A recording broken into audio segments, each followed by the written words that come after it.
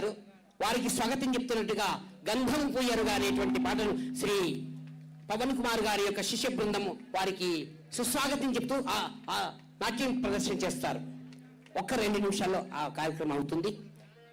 మా founder chairman గారు శ్రీ ధనంజయ్ గారు తద్ధర్మపత్ని పావని గారు వారికి పాదాభివందనం చేశారు. అయ్యా మీరు తప్పుకోండి. ఇక స్టార్ట్ డాన్స్. जय बोलो समर्थ सतगुरु साईनाथ महाराज की जय बोलो गोमात की ఏడుకొండలవాడ వెంకటరమణ గోవింద నవ పార్వతీపతే హర హర మహాదేవ జయ బోలో కృష్ణ భగవానికి.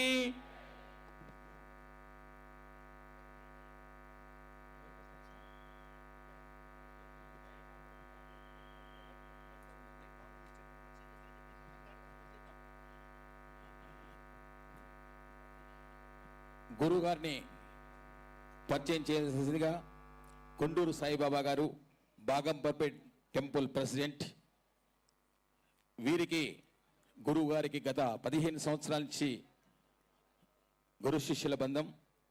వారి ద్వారానే ఈరోజు మనకు గురుగారు ఈ వేదికను అలంకరించే భాగ్యాన్ని వారి ద్వారా దక్కినందుకు ఒక్కసారి అందరం కరత్వాదనలు తెలుపుతూ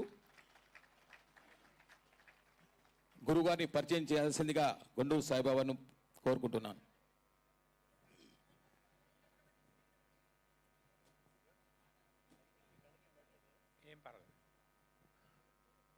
సభకు నమస్కారం.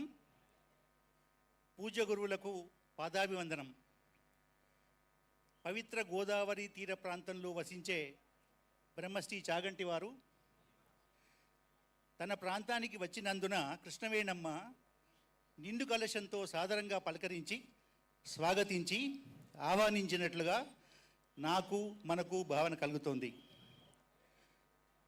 తరలిరాదా తానే వసంతం తన దరికిరాని వనాల కోసం అని సిరివెన్నెల సీతారామ శాస్త్రి గారు అన్నట్లు మనమంతా ఏ గురువుగారి దర్శనం కోసం ఏ ప్రవచనం కోసం పరితపిస్తామో వారే మన వద్దకు రావటం కేవలం మన పూర్వజన్మ సుకృతం.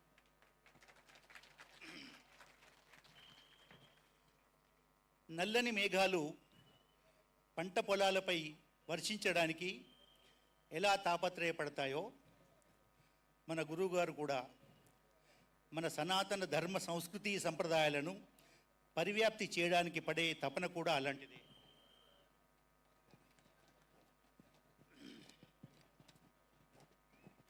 ఎండ తీవ్రతను భరించి మనందరి కోసం ఇంత దూరం తరలి వచ్చిన గురువుగారికి మనందరి తరఫున ధన్యవాదాలు తెలియజేస్తున్నాను. గోమాత సౌలభ్యం కోసం మరియు మనందరి సౌభాగ్యం కోసం గరుకు స్తంభముల విశిష్టత మరియు అవధూత శ్రీ షిరిడి సాయిబాబా తత్వం గురించి తమ అనుగ్రహ భాషణం ద్వారా మనందరినీ అనుగ్రహించి ఆశీర్వదించాల్సిందిగా శిరస్సు వంచి ప్రణమిలుతూ మీ అందరి తరఫున గురుగారిని ప్రార్థిస్తున్నాను. సభకు ఒక మనవి. మీరందరూ చాలా క్రమశిక్షణతో ఉన్నారు. ధన్యవాదాలు. సెల్ ఫోన్స్ ఫోటోలు తీయకుండా అన్ని లింకులు పంపడం జరుగుతున్న తర్వాత కూడా సెల్ ఫోన్ స్విచ్ ఆఫ్ చేసి పెట్టండి. మధ్యలో లేవటాలు కదలటాలు చేయకండి. పక్క వాళ్ళతో మాట్లాడకండి. ఈ కార్యక్రమాన్ని జయప్రదం చేయవండి. ధన్యవాదాలు. ఇంత గొప్ప కార్యక్రమాన్ని తలపెట్టి ఎంతో శ్రమకు ఎన్నో ఖర్చుకు ఎలాంటి వెనుకంజ వేయకుండా మన ఈ ఆలయ చైర్మన్ ధనంజయ్ గారికి ప్రత్యేక ధన్యవాదాలు తెలియజేస్తూ 8 ఏళ్ల తర్వాత గురుగారు మన ఆలయానికి మళ్ళీ వచ్చారు. బాబు అక్కడ ఎవరో మాట్లాడుతున్నారు. హలో, మాట్లాడదు. 8 ఏళ్ల తర్వాత మళ్ళీ నెక్స్ట్ డే నుంచే గురుగారు ఎప్పుడు వస్తారని అడుగుతున్నారు ధనంజయ్ గారు. ఇన్నాళ్లకు మన కోరిక ఫలించి మన ప్రార్థనలు ఫలించి గురుగారు ఇక్కడ రావటం అందరికీ సంతోషదాయకం. గురుగారు మాట్లాడుతున్న సేపు దయచేసి నించోకుండా, ఇటు అటు తిరగకుండా, సెల్ ఫోన్లో మాట్లాడకుండా, పక్క వాళ్ళతో మాట్లాడకుండా, మీరందరూ విజ్ఞత కలిగిన వారైనా కూడా మళ్ళీ ఒకసారి చెప్పడానికి ధర్మం కాబట్టి మీ అందరికీ ప్రణమిలుతూ ఈ కార్యక్రమాన్ని జయప్రదం చేయాల్సిందిగా కోరుతూ గురుగారిని ఆశీర్వచనంగా మనకు వారి వారి ప్రవచనాన్ని ప్రారంభించాల్సిందిగా మనస్ఫూర్తిగా కోరుకుంటున్నాను. శుక్లాంబరధరం విష్ణుం శశివర్ణం చతుర్భుజం ప్రసన్నవదనం ధ్యాయేత్ సర్వవిఘ్నోపశాంతయే. గురుర్బ్రహ్మా గురుర్విష్ణుః గురుర్దేవో మహేశ్వరः గురుః సాక్షాత్ పరం బ్రహ్మ తస్మై శ్రీ గురవే నమః. నారాయణం నమస్కృత్య నరం చైవ నరోత్తమం దేవీం సరస్వతీం వ్యాసం తతో జయముదీరయేత్. హరి ఓం. పరమేశ్వర స్వరూపైన సభకు నమస్కారం. ఈ చింతపల్లి క్షేత్రానికి ఇతపూర్వం కూడా నేను రావడం జరిగింది. ఇతపూర్వం నేను వచ్చినప్పటి దేవాలయ స్థాయికి ఇప్పటి స్థాయికి ఎంతో తేడా ఉంది. ఇప్పుడు దాదాపుగా 9 ఎకరాల ప్రాంగణంలో పెద్ద గోశాలని నిర్మాణం చేశారు. వివిధ వయస్సులలో ఉన్నటువంటి కొన్ని వందల గోవుల్ని ఇక్కడికి తీసుకొచ్చి ఈ గోవుల్ని పెంచుతున్నారు. విశేషించి ఇవాళ ఇక్కడ ఈ గరుకు స్తంభాలు నాటినటువంటి సందర్భాన్ని పురస్కరించుకొని ఇక్కడికి వచ్చి వాటిని దర్శించి పునీతుణ్ణి కావలసిందిగా, అట్లాగే 4 మాటలు మాట్లాడవలసిందిగా పెద్దలు కోరిన కారణం చేత రావడం తటస్థించింది. ఇన్ని వందల గోవుల పరిరక్షణ కొరకు ఇంత గొప్ప ప్రయత్నాన్ని చేస్తున్న శ్రీమాన్ ధనంజయ గారిని మనస్ఫూర్తిగా ప్రారంభంలోనే అభినందిస్తున్నాను. మనకి సనాతన ధర్మంలో గోవు చాలా విశేష ప్రాధాన్యత కలిగినటువంటి ప్రాణి. ఒక్కొక్క ఆశ్రమానికి ఒక్కొక్క రకమైన ధర్మాచరణం ఉంటుంది. అన్ని ఆశ్రమాలు ఒక్కలా ధర్మాచరణం చేసే అవకాశం ఉండదు. ఎందుకనంటే ధర్మాచరణము అన్నది ఆధారపడే ప్రధానమైనటువంటి వ్యవస్థలలో ఆశ్రమం ఒకటి. బ్రహ్మచారి ధర్మం ఒకలా ఉంటుంది, గృహస్థు ధర్మం ఒకలా ఉంటుంది, వానప్రస్థు ధర్మం ఒకలా ఉంటుంది, సన్యాసి ధర్మం ఒకలా ఉంటుంది. ఒకరి ధర్మాన్ని పోలి వేరొకరి ధర్మం ఉండదు. గృహస్థు భార్యతో కలిసి సంసారం చేస్తూ ఉంటాడు, భార్యతో కలిసి ఉండి సంతానమును పొందుతాడు. భవిష్యత్తు కొరకు అని కొంత ధాన్యాన్ని ధనాన్ని తెచ్చి నిల్వ చేసుకుంటాడు. ఒక ఇంట నివాసం ఉంటాడు, ధర్మచట్రంలో ఇమిడిన భోగములను అనుభవిస్తాడు. కానీ బ్రహ్మచారి అట్లా కాదు. బ్రహ్మచారి కేవలము గురువులను ఆశ్రయించి ఉంటాడు. గురువులను ఆశ్రయించి శాస్త్రాధ్యయనం చేసి తదనంతరం జీవితం పండించుకోవడానికి కావలసిన విద్యని సముపార్జన చేస్తాడు. బ్రహ్మచారి భార్యతో కలిసి ఉండే అవకాశం ఉండదు, ఎందుకంటే అప్పటికి వివాహం కాలేదు కనుక. అట్లాగే ఒక ఇంట్లో నివసించే అవకాశం ఉండదు. గురువుగారి దగ్గర ఉండి గురు శుశ్రూష చేస్తూ గురుపత్ని ఆజ్ఞాపించినట్టుగా భిక్షాటన చేసి తీసుకొచ్చిన అన్నాన్ని మాత్రమే తింటూ జీవనం చేస్తాడు. కాబట్టి గృహస్థు చేసేటటువంటి ధర్మాన్ని బ్రహ్మచారి చెయ్యడు. ఒక ఆశ్రమంలో ఉన్నవాళ్ళు వేరొక ఆశ్రమంలో ఉన్న ధర్మాన్ని పాటించరు. ఏ ఆశ్రమ ధర్మం ఆ ఆశ్రమానిదే. బ్రహ్మచారి ఉన్నాడు అంటే త్రికాల సంధ్యావందనం, గాయత్రి మంత్ర జపం, సమిధాదానం ఇటువంటివి ఆయనకి విధులుగా చెప్పబడతాయి. గృహస్థు యజ్ఞయాగాది క్రతువులను నిర్వహిస్తాడు, నిత్య పూజ నిర్వహిస్తాడు. కానీ అన్ని ఆశ్రమాల వాళ్ళు కూడా పూజ చేసేటటువంటి ఏకైక జీవి గోమాత. గోమాతని మాత్రం బ్రహ్మచారి పూజ చేస్తాడు, గృహస్థు పూజ చేస్తాడు, వానప్రస్థు పూజ చేస్తాడు, సన్యాసి పూజ చేస్తాడు. గోవుని సాక్షాత్తుగా సమస్త దేవతల యొక్క సమాహార స్వరూపంగా సనాతన ధర్మంలో పూజ చేస్తారు. గోవుకొక్కదానికి పూజ చేసిన కారణం చేత సమస్త దేవతల యొక్క పూజ పూర్తి చేసినట్టే. జీవన్ముక్తులు, మహాపురుషులు, అపర శివావతారులు, శృంగేరి పీఠాధిపత్యం వహించిన మహాపురుషులు శ్రీ శ్రీ శ్రీ చంద్రశేఖర భారతీ మహాస్వామి వారు. అటువంటి చంద్రశేఖర భారతీ స్వామివారు ఒకప్పుడు శారదాదేవి ఆలయంలో దర్శనం చేసుకుని పూజ కోసమని వెడుతున్నారు. వెనక శిష్యులు పూజా ద్రవ్యాలన్నీ పట్టుకుని వెడుతున్నారు. ఆయన లోపలికి వెడదామనుకునే సమయానికి దేవాలయం ముందరకి ఒక గోవు వచ్చి పడుకుంది. అక్కడ శిష్యులు గబగబా గోవుని అడ్డంగా పడుకుంది కాబట్టి దాన్ని లేపి పక్కకి పంపించేస్తే పీఠాధిపతులు దేవాలయంలోకి వెళ్ళి పూజ చేస్తారన్న ఉద్దేశ్యంతో ఆ గోవుని లేపి పైకి పంపించేసే ప్రయత్నం చేస్తున్నారు. వెంటనే చంద్రశేఖర భారతీ స్వామి వారు జోక్యం చేసుకుని, మీరు ఆ గోవుని లేపకండి, దాన్ని పక్కకి పంపించే ప్రయత్నం చెయ్యకండి. ఎందుచేతనంటే అట్లా చేసినట్లయితే అది దోషం. దేవాలయంలో ఉన్నటువంటి శారదామాతయే గోమాత రూపంలో బయట పడుకుని ఉన్నది. నేను గోమాత పూజ చేసినట్లయితే శారదామాత యొక్క పూజ చేసేసినట్లే. కాబట్టి నేను గోమాత పూజ చేసి వెళ్ళిపోతానని శిష్యులు తీసుకొచ్చినటువంటి ఆ సంభారములన్నిటితోటి దేవాలయం బయట పడుకున్నటువంటి గోమాతకి పూజ చేసి వెళ్ళిపోయారు. అంటే లోపల ఉన్నటువంటి శారదామాత, దేవాలయంలో విరాజమానురాలైన శారదామాత యొక్క పూజకి ఆ దేవాలయం బయట పడుకుని ఉన్న గోమాత యొక్క పూజకి మధ్య ఏ విధమైన భేదము లేదు అని నిర్ణయించారు చంద్రశేఖర భారతీ స్వామి వారు. అంటే ఒక్క గోవుకి పూజ చేసినంత మాత్రం చేత ఆ రోజున సమస్త దేవతల పూజ పూర్తి చేసినట్టే. మనం ప్రతిరోజు గృహదేవతలని మన ఇంట్లో ఉండే దేవతలకు నైవేద్యం పెడతాం. సాధారణ నియమం ఏమిటంటే మనం ఏది నైవేద్యం చేస్తామో ఆ నైవేద్యం చేసిన పదార్థాన్ని దేవతలము కేవలము తమ కన్నులతో చూసి స్వీకరిస్తారు అని. అన్ని ప్రాణులు ఒక్కలా స్వీకరించాలని నియమం లేదు. దేవతలు చేసే కార్యాలన్నీ చేతులతో చెయ్యరు, కేవలము తమ చూపుల చేత చేస్తారు. అందుకే దేవతల యొక్క చూపుకి అంత గొప్పతనం. శంకర భగవత్పాదులు బ్రహ్మచారిగా ఉండగా చేసిన మొట్టమొదటి స్తోత్రం కనకధారా స్తోత్రంలో అమ్మవారు తన చూపులతో ఈ సృష్టి స్థితి లయములను ఎట్లా చేస్తుందో నిర్వచిస్తూ కనకధారా స్తవం చేశారు. ఆ కనకధారాస్తవం అంతా కూడా కేవలం అమ్మవారి యొక్క చూపుల వైభవాన్ని వర్ణించారు. అంటే చూపుల చేత ఆ తల్లి ఏ కార్యాన్నైనా చెయ్యగలదు అని.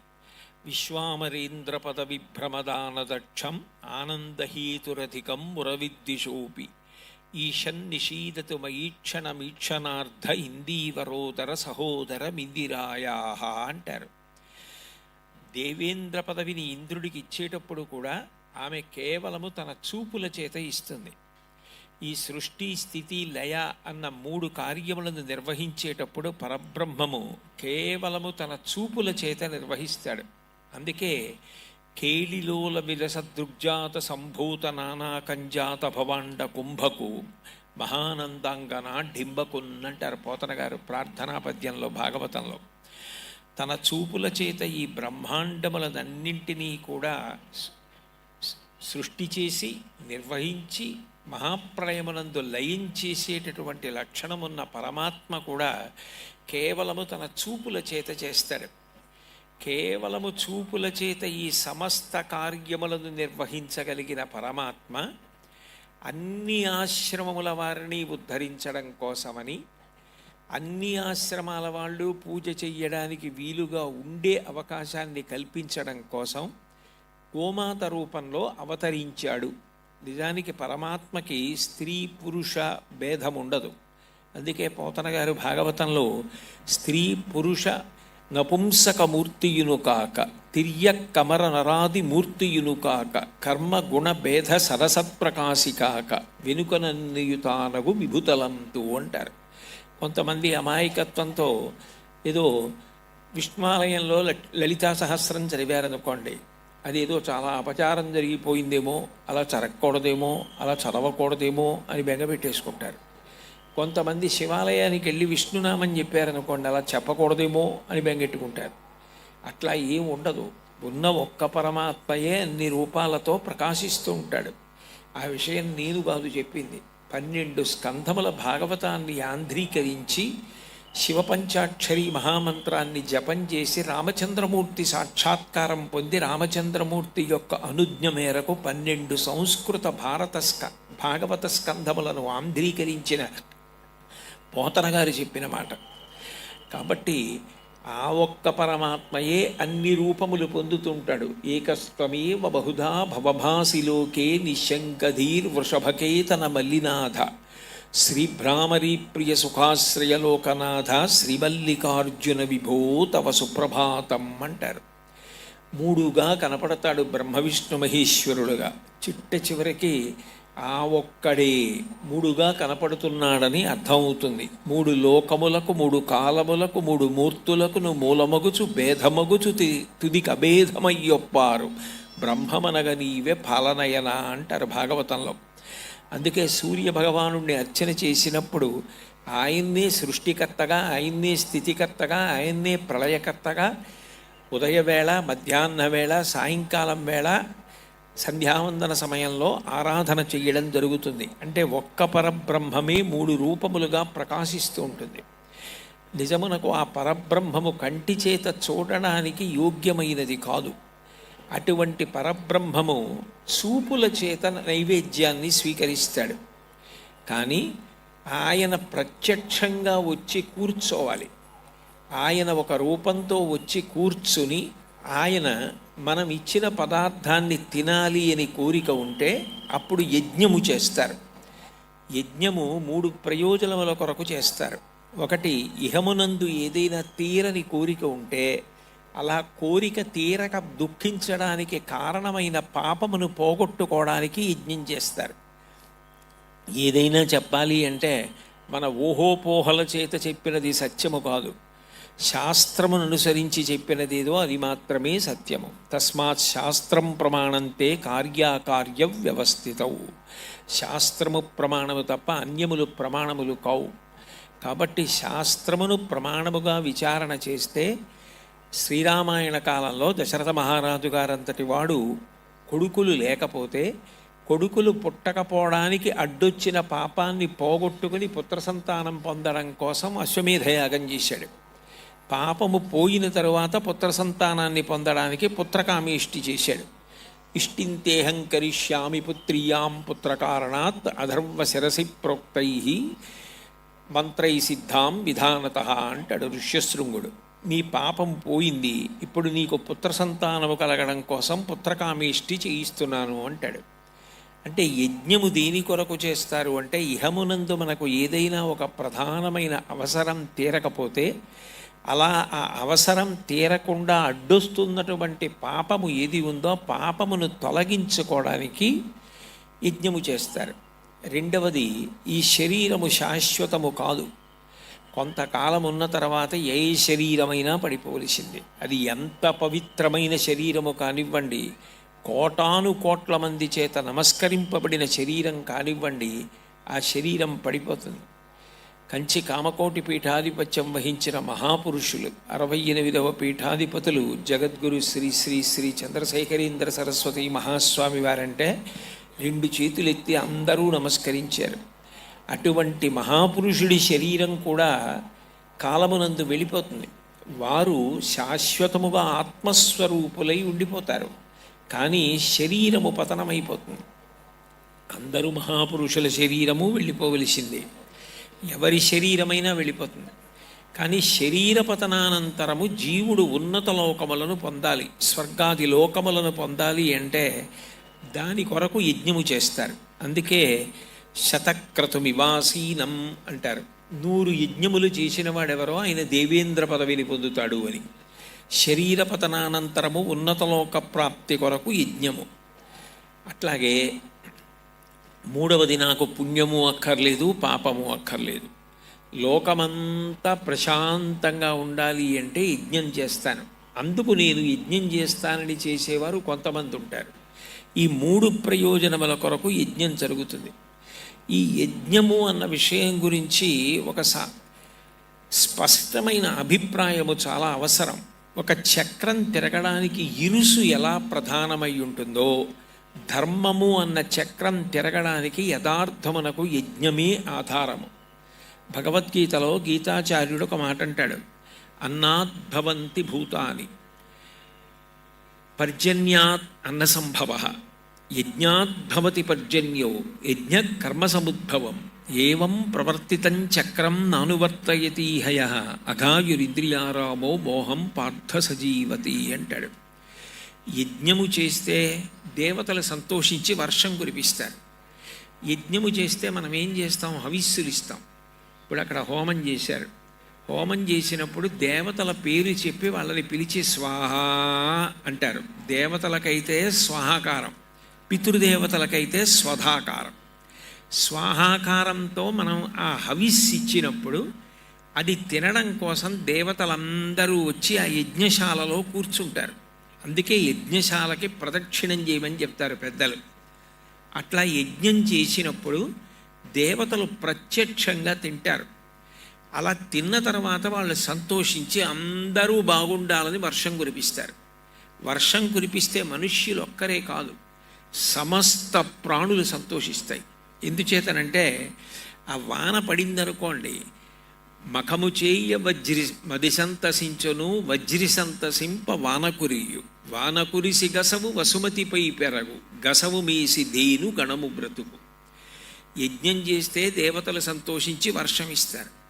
వర్షం పడిందనుకోండి పంట పండుతుంది. పంట పండిందనుకోండి మనమే కాదు, సమస్త ప్రాణులు అన్నం తింటాయి, నీళ్లు తాగుతాయి, సంతోషంగా ఉంటాయి.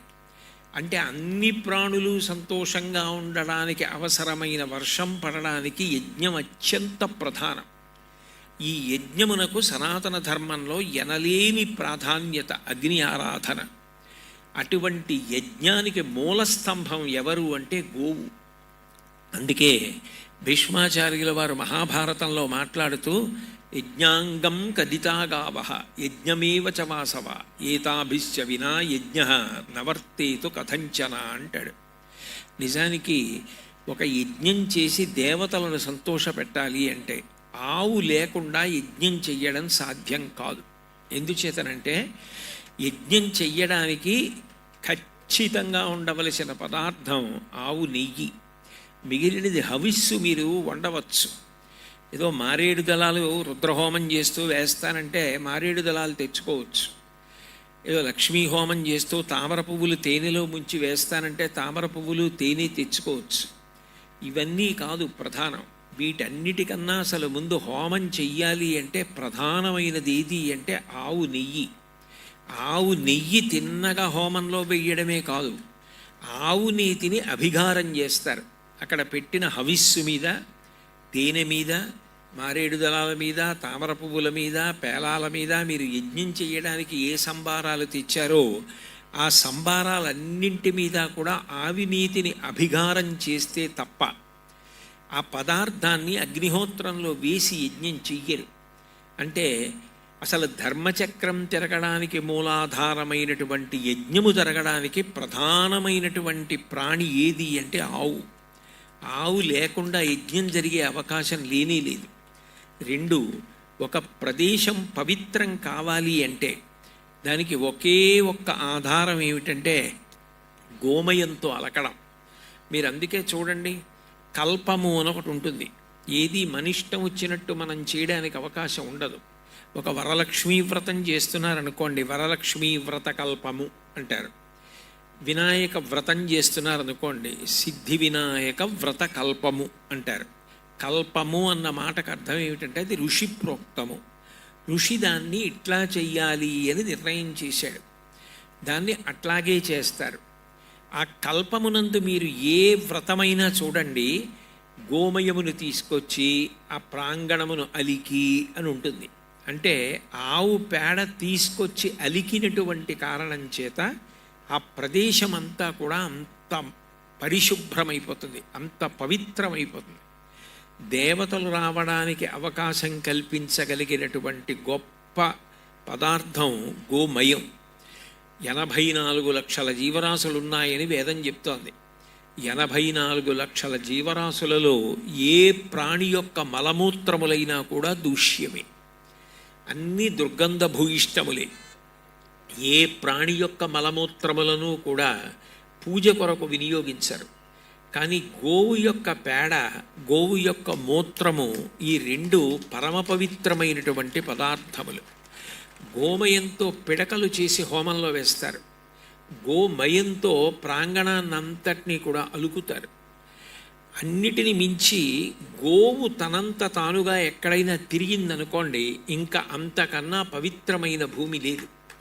చంద్రశేఖరేంద్ర సరస్వతి మహాస్వామి వారు ఒకానొకప్పుడు మహాత్మా గాంధీ గారిని కలుసుకోవలసి వచ్చింది.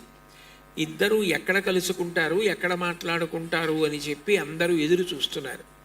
గాంధీ గారు వచ్చిన తర్వాత చంద్రశేఖరేంద్ర సరస్వతి మహాస్వామి వారు ఆయన్ని తిన్నగా తీసుకెళ్ళి గోశాలలో కూర్చోబెట్టి గోశాలలో గాంధీ గారితో మాట్లాడారు. అంటే గోవు అంత గొప్పది. గోవు తిరిగిన చోటు కన్నా పవిత్రమైన ప్రదేశము వేరొకటి ఉండదు. అందుకే కొంచెం సంప్రదాయము శాస్త్రము తెలిసున్నవారు గోవులు తిరిగిన ప్రదేశం ఎక్కడుంటుందో అక్కడ కూర్చుని జపం చేస్తారు, అక్కడ పూజ చేయడానికి ఇష్టపడతారు. అంటే గోవులు తిరిగిన ప్రదేశాన్ని గోష్ఠము అని పిలుస్తారు. గోవులు తిరగడం అంత గొప్ప విశేషం. అటువంటి గోవు ఎంత పవిత్రమైనది అంటే మీరు దాని అంగప్రత్యంగముల యందు ఆవహించి ఉన్న దేవతల యొక్క వరుస క్రమాన్ని చూస్తే దాని ముఖం దగ్గర నుంచి తోక భాగం వరకు, డెక్కల వరకు దేవతలందరూ గోవును ఆశ్రయించి ఉంటారు. అట్లా గోవుని ఆశ్రయించి ఉన్న కారణం చేత గోవు పట్ల మనం ఏది చేస్తున్నామో అది దేవతల యొక్క అనుగ్రహమునకు కారణమవుతుంది. గోవుకి అగ్నికి రెండిటికి వేదం భేదం చెప్పదు. గౌర్వారగ్నిహోత్రం అంటుంది వేదం. అంటే గోవు అగ్ని అంటే మరి అగ్ని గోవు అవుతుందా? ఇది ఒకటే అని నేను అన్నాను అనుకోండి, అప్పుడు ఇది అయితే ఇది కూడా ఇది అవ్వాలిగా. మరి గోవు అగ్ని అయితే అగ్ని గోవు అవ్వాలిగా. అంటే గోవు అగ్ని ఒకటి అంటే దాని అర్థం ఏమిటంటే అగ్ని గోవు అవుతుందని కాదు, అగ్నిహోత్రమును ఆరాధన చేస్తే మీకు ఏ ఫలితం లభిస్తుందో గోవును ఆరాధన చేసిన వాడికి కూడా అదే ఫలితం వస్తుంది. ఇప్పుడు అగ్నిహోత్రం కనపడింది అనుకోండి, హోమాగ్ని కనపడింది, అక్కడ హోమగుండం ఉంది. హోమగుండం కనపడితే దానికి ప్రదక్షిణం చేయాలి, ప్రదక్షిణం చేసి వెళ్ళాలి. ప్రదక్షిణం అంటే దక్షిణం అంటే కుడి, ప్రదక్షిణం అంటే ఎప్పుడూ కుడి చేతి వైపుకే అది ఉండేటట్టుగా చూసుకోవడం. అగ్నిగుండం కుడి చేతి వైపే ఉండాలి అంటే దాని చుట్టూ తిరిగి రావాలి. మీరు ఇలా వెళ్ళి ఇలా వచ్చారనుకోండి, ఇటు వెళ్ళేటప్పుడు కుడి పక్కకు ఉంటుంది, ఇటు వచ్చేటప్పుడు ఎడం పక్కకు ఉంటుంది. చుట్టూ తిరిగారనుకోండి కుడి పక్కనే ఉంటుంది. అంటే విశేష గౌరవం చూపించారని గుర్తు. అగ్నిహోత్రానికి ప్రదక్షిణం చేస్తారు. అగ్నిహోత్రానికి ఎందుకు ప్రదక్షిణం చేస్తారు అంటే ఇందాక మీరు చూశారు, మహాపూర్ణాహుతి అయిపోయిన తర్వాత దోషిలి పట్టమని అగ్నిహోత్రుడిని అడుగుతారు పూర్ణాహుతిలో. అందులో శ్రియమిచ్చేత్తోతాశన అగ్నిహోత్రుడు ఏం చేస్తాడంటే శ్రియం ఇస్తాడు. శ్రియం అంటే ఏది ప్రియం కానిదో అది శ్రియం. ప్రియం అంటే మనసులోంచి వస్తుంది, దానికి ధర్మంతో సంబంధం ఉండదు. ఇక్కడ నాకు బంగారం గొలుసు కనపడింది అనుకోండి, ఆ బంగారం గొలుసు తీసి జేబులో వేసుకోవాలనిపిస్తుంది. అలా అనిపిస్తే అది మనసుకి అంత పెద్ద విలువైన వస్తువు తీసి జేబులో వేసుకుందామనిపించడానికి కారణం బంగారమునందు ఉన్న ప్రీతి, ప్రియం.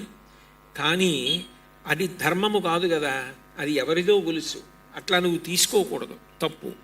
అది ఎత్తి చూపించి ఎవరిదో బంగారం గొలుసు పడిపోయింది వచ్చి తీసుకోండి అని చెప్పి ఇచ్చేసేయి అని మనసులోంచి ఇంకొక ఆలోచన వస్తుంది, అది శ్రియం. అప్పటికి గొలుసు వదిలేసిన యజమానికి ఇచ్చేసిన నేను పట్టుకున్న ధర్మం ఏదో అది నన్ను కాపాడుతుంది. ఆ కార్యము చేత ప్రీతి పొందిన భగవంతుడు నన్ను ఎప్పుడూ పొదివి పట్టి కాపాడతాడు. నేను ఇలా గొలుసు తీసుకుంటే ఇప్పటికి గొలుసు దొరికినట్టు ఉంటుంది, కానీ అది నన్ను రక్షించదు, నేను అటువంటి పని చేయకూడదు అని ఏది మంచో, ఏది ధర్మమో, ఏది శాస్త్రము చేత ప్రతిపాదింపబడిందో అటువైపుకు ప్రస్థానం చేయడం, నడవడం శ్రియం అంటారు. సనాతన ధర్మంలో పూర్వకాలం నుంచి కూడా అగ్నిని ఆరాధన చేస్తారు. అగ్ని ఆరాధన చేయడం అంటే అగ్ని కనపడితే ఒక నమస్కారం. అగ్నికి అపవిత్రత లేదు. శవాన్ని కాల్చిన అగ్నికి అపవిత్రమని, హోమగుండంలో అగ్ని పవిత్రమని అలా ఉండదు. అగ్ని ఎక్కడ ఉన్నా పవిత్రమే, అగ్నికి అపవిత్రత అంటదు. సూర్యకిరణాలకి మలినం అంటుకుంటుందా? సూర్యకిరణాలు వచ్చి కుళ్ళిపోయిన పండు మీద పడ్డా, శవం మీద పడ్డా, పువ్వు మీద పడ్డా, హోమగుండం మీద పడ్డా, ఎక్కడ పడ్డా సూర్యకిరణానికి మలినం అంటదు. అగ్ని అంతే, పరమ పవిత్రం. అటువంటి అగ్ని శ్రియం, ధర్మమునందు అనురక్తినిస్తుంది. ధర్మమునందు అనురక్తినిచ్చింది కాబట్టి అందరూ కూడా శ్రియంని కోరుకుంటారు. శ్రేయో భవతి, మీకు శ్రేయస్సు కలుగుగాక అంటే మీకు మంచి ఆలోచనలు కలుగుగాక, ఇంకొకరు బాధపడే పని మీరు చెయ్యకుండెదరుగాక అని ఆశీర్వచనం.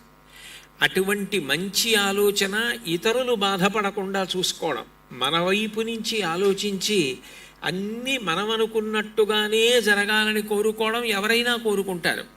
కాదు, నా వలన అవతల వారికి ఇబ్బంది కలగకుండా వారు సౌకర్యంగా సంతోషంగా ఉండడానికి నేనేం చెయ్యాలన్న ఆలోచన కలగడం ఉత్కృష్టమైన ఆలోచన.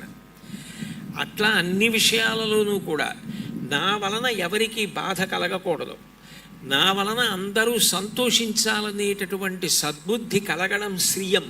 దాని వలననే దేశంలో శాంతి నెలకొని ఉంటుంది. సంస్కృత భాషలో ప్రతిదానికి పేరు ఉంటుంది. తాళం కప్పకి సంస్కృతంలో పేరు లేదు. ఎందుకు లేదంటే ఒకప్పుడు ఈ దేశంలో ఏ ఇంటికి తాళం కప్ప వేసుకోవలసిన అవసరం లేదు. తాళం కప్ప వేసుకోకపోతే ఇంట్లో వస్తువులు ఎత్తుకుపోతారన్న బెంగ లేదు. అందరూ కూడా ధర్మమును పాటించేవారు కాబట్టి అసలు ఇంట్లోంచి ఎత్తుకుపోతారన్న భయమే లేదు. కాబట్టి తాళం కప్ప అన్న మాటే లేదు. కానీ తర్వాత తాళం కప్ప వచ్చింది, చెవి వచ్చింది. చెవి లేని కప్ప, కప్పలేని చెవి ఉండవు. ఎందుకనంటే తాళం కప్పలు తయారు చేశాను కానండి నేను చెవులు తయారు చేయలేదు అంటాడా. చెవి ఒకటి జేబులో పెట్టుకుని వెళ్ళిపోతే ఇల్లంతా కూడా క్షేమంగా ఉంటుంది అని ఒక నమ్మకం. అట్లా ఒకరి పట్ల మనం అమర్యాదతో ప్రవర్తించకుండా, ఒకరికి ఇబ్బంది కలగకుండా ప్రవర్తించేటటువంటి బుద్ధి కలగడమే శ్రేయస్సు. అటువంటి శ్రేయస్సును ఎవరిస్తారు అంటే అగ్నిహోత్రుడు ఇస్తాడు. అందుకని అగ్నిని ఆరాధిస్తారు. అగ్నిని ఆరాధిస్తే ఏ శ్రేయస్సు కలుగుతుందో గోవుని ఆరాధించిన వాడికి కూడా అదే శ్రేయస్సు కలుగుతుంది. చూడండి, లోకంలో ఒక మాట అంటారు, ఆయన 100 యజ్ఞములు చేశాడండి, అందుకని ఆయనకి సోమయాజి అని పేరు వచ్చింది అంటారు. తిక్కన సోమయాజి. 100 యజ్ఞములు చేస్తే పేరు చివర సోమయాజి అని బిరుదువాక్యం కలుపుతారు. ప్రతిరోజు అగ్నికార్యం చేసిన వాడితో సమానుడు ఎప్పుడవుతాడు అంటే ప్రతిరోజు గోవుకు పట్టుకెళ్ళి గ్రాసం పెట్టారనుకోండి, గ్రాసం పెడితే వాడు అగ్నికార్యం చేసిన వాడితో సమానము. అంటే అంత తేలికగా కార్యాన్ని నిర్వహించడానికి ఇహమునందు సాధనం ఏది అంటే గోవు. అందుకే గోవుకు పెట్టేదాన్ని గ్రాసము అని పిలుస్తారు. గ్రాసము అంటే చేత్తో పట్టుకుని పెట్టడం. మనం దేవతలకు నైవేద్యం పెడుతున్నాం అనుకోండి, వాళ్ళు ప్రత్యక్షంగా తినడం మనకి కనపడదు, కానీ భక్తిభావంతో నైవేద్యం పెడతాం, వాళ్ళు స్వీకరిస్తారని. వాళ్ళకి నైవేద్యం పెట్టాక ప్రసాదం. కానీ గోవు విషయంలో ఉన్న గొప్పతనం ఏమిటంటే మీరు ఏదైనా చేత్తో పట్టుకొని గుప్పిడికి పట్టినంత పచ్చిగడ్డి కానీ ఎండుగడ్డి కానీ పట్టుకెళ్ళి గోవు దగ్గర అందించారనుకోండి, అగ్ని కీలలు ఎలా తిరుగుతాయో నాలుక అట్లా తిప్పి పట్టుకుంటుంది గోవు, పట్టుకొని లాగి తింటుంది.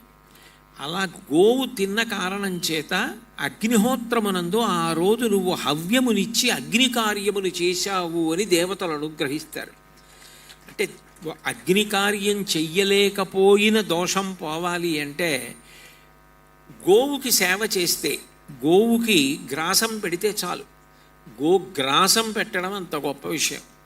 మహాభారతంలోనే భీష్మాచార్యుల వారు గోగ్రాసం గురించి మాట్లాడుతూ ఒక మాట అంటారు, గావో మే మాతరః సర్వాః పితరశ్చైవ గోవృషాః గ్రాసముష్టిం మయా దత్తం ప్రతిగృహీత మాతరః యత్కృతం దుష్కృతం తేన జ్ఞానతో అజ్ఞానతోపివా తస్య నశ్యతి తత్సర్వం దుస్వప్నంచ వినశ్యతి.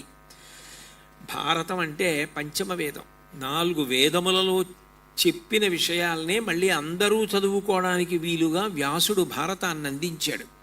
అందుకే వ్యాస భగవానుణ్ణి నమోస్తుతే వ్యాస విశాల బుద్ధే పులారవిందాయత పత్రనేత్ర ఏన త్వయా భారత తైలపూర్ణ ప్రజ్వాలితో జ్ఞానమయ ప్రదీప అంటారు. అట్లా గోగ్రాసము గురించి భీష్ముడు మహాభారతంలో మాట్లాడతాడు. అంటే వ్యాసుల వారు మనకి భీష్ముడి చేత చెప్పించినది అందించారు. భీష్ముడంతటి వాడు అంపశయ్య మీద పడుకుని చెప్పినటువంటి విషయాలు, అందులో చెప్పినటువంటి మాట, ఎవరైనా సరే ఒక ఆవు దగ్గరికి వెళ్ళి గ్రాసం పెట్టేటప్పుడు, పచ్చిగడ్డి కానీ ఎండుగడ్డి కానీ పెట్టేటప్పుడు ఈ శ్లోకం చెప్తే, ఏమిటి ఆ శ్లోకం అంటే, గావోమే మాతర సర్వాహ, అందరి అమ్మలు గోమాత ఎందే ఉన్నారు. ఎందుకనంటే లోకంలో అమ్మ అన్న మాట కన్నా మధురమైన మాట, అమ్మ కన్నా గొప్పది ఈ లోకంలో ఇంకొకటి ఉండదు. అమ్మ లేని నాడు మన ఉనికే లేదు. అటువంటి అమ్మ ఏదో ఒకనాడు వెళ్ళిపోతుంది. అమ్మ కన్నా ముందు బిడ్డ వెళ్ళాలని ఏ అమ్మ కోరుకోదు. బిడ్డ చేతులలో తాను వెళ్ళిపోవాలని కోరుకుంటుంది. వెళ్ళిపోయిన అమ్మ ఎక్కడుంటుంది అంటే గోవు ఎందే ఉంది. గోవు సేవ చెయ్యడం, గోవుకి గ్రాసం పెట్టడం, గోవుకు ప్రదక్షిణం చేయడం, అమ్మకి అన్నం పెట్టడం, అమ్మకి ప్రదక్షిణం చేయడం, అమ్మకి కాళ్ళు పట్టడంతో సమానం. అందుకే గావోమే మాతర సర్వాహ పితరశ్చైవ గోవృషాహ. తండ్రి స్వరూపం ఎద్దు. పితరశ్చైవ గోవృషాహ గ్రాసముష్టిం మయా దత్తం. నేను నా చేత్తో పట్టుకుని ఈ గ్రాసం పెడుతున్నాను నీకు. గ్రాసం అంటే గడ్డి అనుకోండి, పచ్చిగడ్డో ఎండుగడ్డో నేను ఆవుకి ఇలా పెడుతున్నాను. గ్రాసముష్టిం మయా దత్తం ప్రతిగృహీత మాతరః.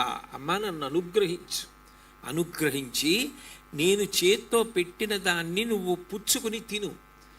వెంటనే నోరు తెరిచి నాలికతో చుట్టి లాగి తింటుంది ఆవు. అలా ఆవు తిన్న కారణం చేత ఏమవుతుందన్నారంటే, యత్కృతం దుష్కృతం తేన జ్ఞానతో అజ్ఞానతోపి వా తస్య నశ్యతి తత్సర్వం దుస్వప్నంచ వినశ్యతి. గోవుకి ఎవరైతే గ్రాసాన్ని చేత్తో అందిస్తున్నాడో, ఎవరు పెడుతున్నాడో, ఆ పెట్టినటువంటి వాడు తెలిసి కానీ తెలియక కానీ పూర్వం చేసినటువంటి పాపరాశి ధ్వంసం అవుతోంది. అగ్నిహోత్రుడు ఎలా పాపము తీసి శ్రియం ఇస్తాడో, గోవు కూడా గ్రాసమును తిని మనని అలా అనుగ్రహిస్తుంది. అంతేకాదు దుస్వప్నముల వలన వచ్చే ఫలితం కూడా గోగ్రాసము వలన పోయింది అని భీష్ముడు చెప్పాడు. నేను చెప్పట్లేదు, అందుకే ఆ శ్లోకాలు కూడా మీకు ఉటంకించాను. అంటే గోవుకి గ్రాసం పెట్టడం అంత గొప్ప. నిజానికి మనని మనం తరింప చేసుకోవడం అన్న మాటకి తాత్పర్యం మన జీవుడి గురించి చేసుకోవడం. సాధారణంగా లోకంలో ఒక మాట ఉంటుంది, ఆయనకి స్వార్థం ఎక్కువండి అంటారు. స్వార్థం ఎక్కువండి అన్న మాట ఎప్పుడు వాడతారు? ఆయన ఎప్పుడు ఇతరుల గురించి ఆలోచించడు, తన గురించి తాను ఆలోచించుకుంటాడని. నిజానికి యథార్థంగా తన గురించి తాను ఆలోచించుకున్నవాడైతే దాచుకోడు. దాచుకున్నది ఏది తన వెంట వచ్చేది కాదు. ఆయుర్నశ్యతి పశ్యతాం ప్రతిదినం యాతి క్షయం యవ్వనం ప్రత్యాయాంతి గతాః పునర్న దివసాః కాలో జగద్భక్షకః లక్ష్మీస్తోయ తరంగ భంగ చపలా విద్యుచ్చలం జీవితం తస్మాన్ మాం శరణాగతిం కరుణయా త్వం రక్ష రక్షాధునా అంటారు శంకర భగవత్పాదులు. సూర్యోదయ సూర్యాస్తమయాల్లో ఆయుర్దాయం అయిపోతుంది. అయిపోతున్న ఆయుర్దాయంలో స్వార్థము అంటే నా గురించి నేను ఆలోచించుకోవడం, అంటే నా జీవుడి గురించి ఆలోచించడం. ఈ జన్మలో భార్య ఉంది, ఈ జన్మలో పిల్లలు ఉన్నారు, మంచిదే. కానీ జీవుడి శరీరాన్ని వదిలిపెట్టి వేరొక శరీరానికి వెళ్ళిపోతే అక్కడ కూడా భార్య ఉంటుంది, అక్కడ కూడా పిల్లలు ఉంటారు. అక్కడ ఎలా సుఖపెడతావు? అక్కడ పెట్టగలిగిన శక్తి ఎక్కడి నుంచి వస్తుంది అంటే నువ్వు ఇక్కడ చేసినటువంటి పుణ్యమే. ఇక్కడ చేసిన పుణ్యంలో చాలా చాలా గొప్ప పుణ్యం ఏమిటి? ఒకరికి పెట్టినది. ఒకరికి ఆకలి వేసినప్పుడు కడుపు నింపడం కన్నా గొప్ప విషయం ఇంకొకటి లేదు. ఎందుకనంటే ఆకలితో ఉన్నాడు అంటే ప్రాణములు శోషించిపోతాయి. ప్రాణములు శోషించిపోతున్న వాడికి అన్నం పెట్టారు అంటే వాడు ఆ అన్నబలంతో మళ్ళీ ఆకలేసే వరకు, అంటే రాత్రి వరకు మళ్ళీ వాడు బ్రతికుంటాడు. అంటే వాడికి ఆయువుని మీరు ఇచ్చినట్టు లెక్క. జీవదానం చేసినవాడు, జీవనదానము చేసిన వాడికి ఏ ఫలితం వస్తుందో అన్నదానం చేసిన వాడికి ఆ ఫలితం వస్తుంది. అన్నదానం చేయడం అంత గొప్పదైతే ధర్మమునకే ఇరుసైనటువంటి గోవుకి గ్రాసం పెట్టడం అంత గొప్పదని చెప్పింది శాస్త్రం. కాబట్టి గోవుకు పట్టుకెళ్ళి గ్రాసం పెట్టడం అన్నది అంత పుణ్యప్రదం. అందుకే కొంతమంది ఏం చేస్తారంటే, నేను ప్రతిరోజు గోశాలకు వెళ్ళడం సాధ్యం అవుతుందా, నేను ప్రతిరోజు పచ్చిగడ్డో ఎండుగడ్డో తీసుకొచ్చి గోవుకి పెట్టడం సాధ్యమవుతుందా అనుకుంటే ఒక ఆవుని దత్తత తీసుకుంటారు. దత్తత తీసుకోవడము అంటే ఈ గోపోషణ నేను తీసుకుంటున్నాను, ఒక గోవు పోషణకి ఒక సంవత్సర కాలానికి ఎంత అవుతుందో అంత ద్రవ్యాన్ని కట్టి ఈ గోవుని నా పేరు మీద పోషించండి అంటారు. ఇప్పుడు చూడండి, ఒక హోమం జరుగుతుంది, ఒక యజ్ఞం జరుగుతుంది. ఆ యజ్ఞమో హోమమో జరుగుతున్నప్పుడు అందులో అన్వయం చేసే మంత్రాలు మనకి రావు. అప్పుడు మనం ఏం చేస్తామంటే అవి వచ్చినటువంటి పెద్దల్ని పిలిచి వరుని ఇస్తాం. అయ్యా, మీరు మా కొరకు ఈ కార్యాన్ని చెయ్యండి అంటాం. వాళ్ళు యథాశక్తి తప్పకుండా చేస్తాను అని మాట ఇచ్చి వరుని తీసుకుని మనం ఇచ్చిన దీక్షావస్త్రములు కట్టుకుని మన కొరకు మనకు రాని మంత్రాలు వాళ్ళు చదివి హోమం చేసి దాని వలన వచ్చే ఫలితాన్ని మనకిస్తారు. అట్లాగే గోవుకి గ్రాసం రోజు నేను వచ్చి పెట్టలేకపోయినా ఈ గోవుని నేను దత్తత తీసుకుంటున్నాను. దత్తత తీసుకుంటున్నాను అంటే దీని పోషణ భారాన్ని నేను వహిస్తాను. ఇది ఒక సంవత్సర కాలమో ఒక నెలో లేకపోతే దాని జీవనకాలం ఇంత ఉంటుంది కాబట్టి దానికి కావలసిన ద్రవ్యాన్ని నేను ఇచ్చేస్తాను. అప్పుడు నేను రానివ్వండి రాలేకపోనివ్వండి ఏ కారణం చేతనైనా ప్రతిరోజు ఒక గోవు తింటోంది. గోవు తిన్న తర్వాత నేను తింటున్నట్లు లెక్క. అప్పుడు జీవితం ఎంత సుసంపన్నమైపోయింది. నిజమైన స్వార్థం అన్న మాటకు అర్థం ఏమిటంటే తనని తాను ఉద్ధరించుకోవడానికి గోవుని దత్తత తీసుకుంటారు. దత్తత తీసుకొని గోవుకి గ్రాసం పెడతారు. గోవుకి గ్రాసం పెట్టడం అన్నది అంత గొప్ప. అగ్నికార్యం చేయడం అందరికీ సాధ్యం కాదు. అందరూ మంత్రం చెప్పినప్పుడు హవిస్సు వేయడం, ఆ మంత్రం ఎప్పుడు వచ్చింది ఎప్పుడు స్వాహాకారం చెప్పాలి తెలియదు. చండీ హోమం చేస్తున్నారు అనుకోండి, తాంబూలం వేస్తారు. స్వాహ అన్నప్పుడు హవిస్సు వేసినట్టుగా తాంబూలం వేయడానికి వీల్లేదు. తాంబూలం కొన్ని మంత్రములకే వేయాలి, అన్ని మంత్రములకు నెయ్యి వేయాలి. అన్నింటికీ నెయ్యి వేస్తున్నాను కదా అని చండీ హోమంలో తాంబూలం వేయడం కుదరదు. అంటే చండీ హోమ ప్రక్రియ మీద కొంత అవగాహన ఉన్నవాడు తప్ప తాంబూలం వేయడానికి కూర్చోలేడు. కూర్చున్న పక్కన తెలిసున్న ఇంకొక ఆయన సైగ చేస్తుండాలి తాంబూలం వేయని, అంటే అప్పుడు వేస్తూ ఉంటాడు. అంటే కొంత అవగాహన ఉంటే తప్ప అగ్నికార్యం చెయ్యలేరు. కానీ గోమాతకి గ్రాసం పెట్టడానికి ఏ అవగాహన అవసరం లేదు. కాస్త పచ్చిగడ్డో ఎండుగడ్డో తీసుకొచ్చి గోవుకి చేత్తో అందించడానికి ఏ అవగాహన అవసరం? ఏమీ అక్కర్లేదు. దానికి ఏ వైదికమైన దుస్తులు అక్కర్లేదు. రాకపోయినా నష్టం లేదు. గోవుని దత్తత తీసుకుని గోపోషణ కొరకు ద్రవ్యం ఇవ్వడం అంత గొప్ప అన్నారు. గోవు విషయంలో మీరు ఏది చెయ్యండి అది అంత గొప్పగా ఫలితాన్ని ఇచ్చేస్తుంది, అంత గొప్పగా అనుగ్రహిస్తుంది. నిజానికి సనాతన ధర్మంలో అనేక రకమైన ఆరాధనా విధానములు ఉంటాయి. అంటే ప్రధానమైన దేవత ఎవరిని పూజ చెయ్యాలి అన్నది వంశపారంపర్యంగా వాళ్ళ ఇంట్లో పూర్వం ఎవరిని ఆరాధన చేశారో వాళ్ళని ఆరాధన చేస్తారు. కొందరు శైవులు శివుణ్ణి ఆరాధిస్తారు, కొందరు వైష్ణవులు విష్ణువుని ఆరాధిస్తారు, కొందరు శాక్తేయులు అమ్మవారిని ఆరాధిస్తారు, కొందరు సౌరం సూర్యుడిని ఆరాధిస్తారు, కొందరు గాణాపత్యులు విఘ్నేశ్వరుణ్ణి ఆరాధిస్తారు, కొందరు కౌమారులు సుబ్రహ్మణ్యుడిని ఆరాధిస్తారు. ఎవరిని ఆరాధించినా మిగిలిన వాళ్ళు దేవుడు గారు ఈయనే దేవుడు అనరు. ఎవరైనా ఆరాధన చేసేటప్పుడు మధ్యలో ప్రధానమూర్తిని పెట్టి వీళ్ళ అనుమతితో ఆయన్ని పూజ చేస్తున్నాడని చుట్టూ మిగిలిన నలుగురిని పెడతారు. అందుకే శంకరాచార్యుల వారు పంచాయతన పూజ పెట్టారు ఈ ఐకమత్యత కోసమని. కానీ గోవు విషయంలో గొప్పతనం ఏమిటి అంటే గోవు అందరు దేవతలు గోవు ఎందే ఉన్న కారణం చేత పితృదేవతలు కూడా గోవు ఎందే ఉన్నారు. పితృదేవతల సంతోషం కూడా గోవు మీదనే ఆధారపడుతుంది. అంటే పితృదేవతలు సంతోషిస్తే ఎలా సంతానం కలుగుతుందని శాస్త్రముల చేత చెప్పబడుతుందో అట్లా గోవులు సంతోషించిన కారణం చేత పితృదేవతలు కూడా సంతోషిస్తారు. అంటే గోవుని సంరక్షించుకోవలసినటువంటి అవసరం అందరి మీద ఉంటుంది. అంత గొప్పదైన గోవుకి ఒకే ఒక్క విషయంలో మాత్రం పరిమితి ఉంటుంది. ఆ పరిమితి గోవు శరీరంలో ఎందుకు పెట్టాడంటే భగవంతుడు మిగిలిన ప్రాణులకు మనుష్య ప్రాణికి ఒక ప్రధానమైన భేదం ఉంటుంది. మిగిలిన ప్రాణులకు దయ అన్న మాటతో సంబంధం లేదు.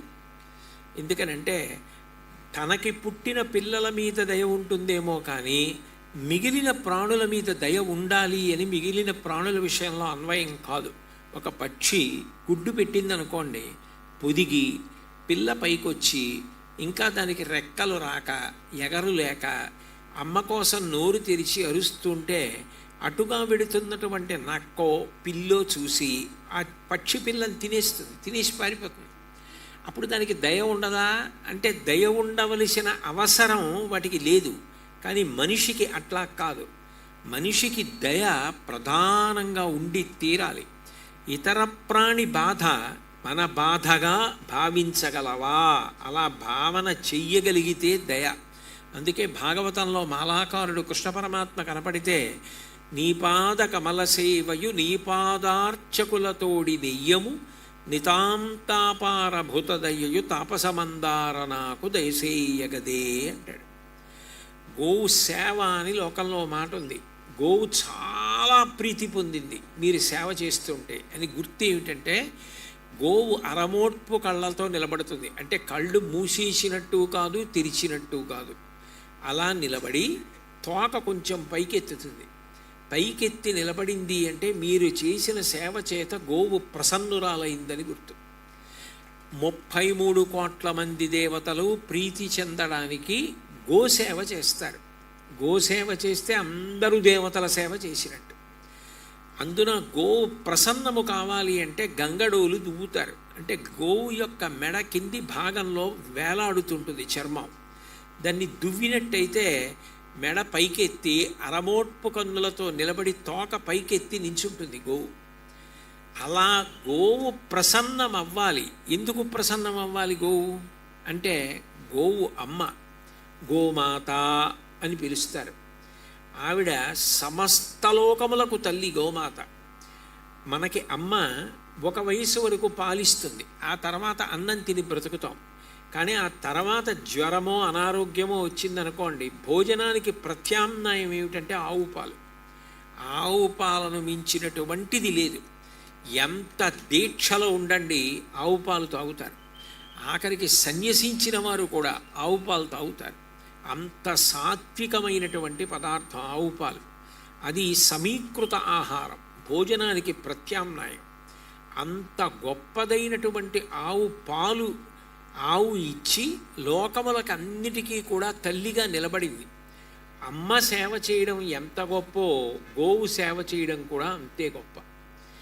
కానీ గోవు శరీరానికి ఉన్నటువంటి పరిమితి ఏమిటి అంటే అది ఎక్కడ గంగడోలు దువ్వితే సంతోషపడుతుందో ఆ గంగడోలుని అది గోక్కోలేదు, దానికి దురద పెడుతుంది.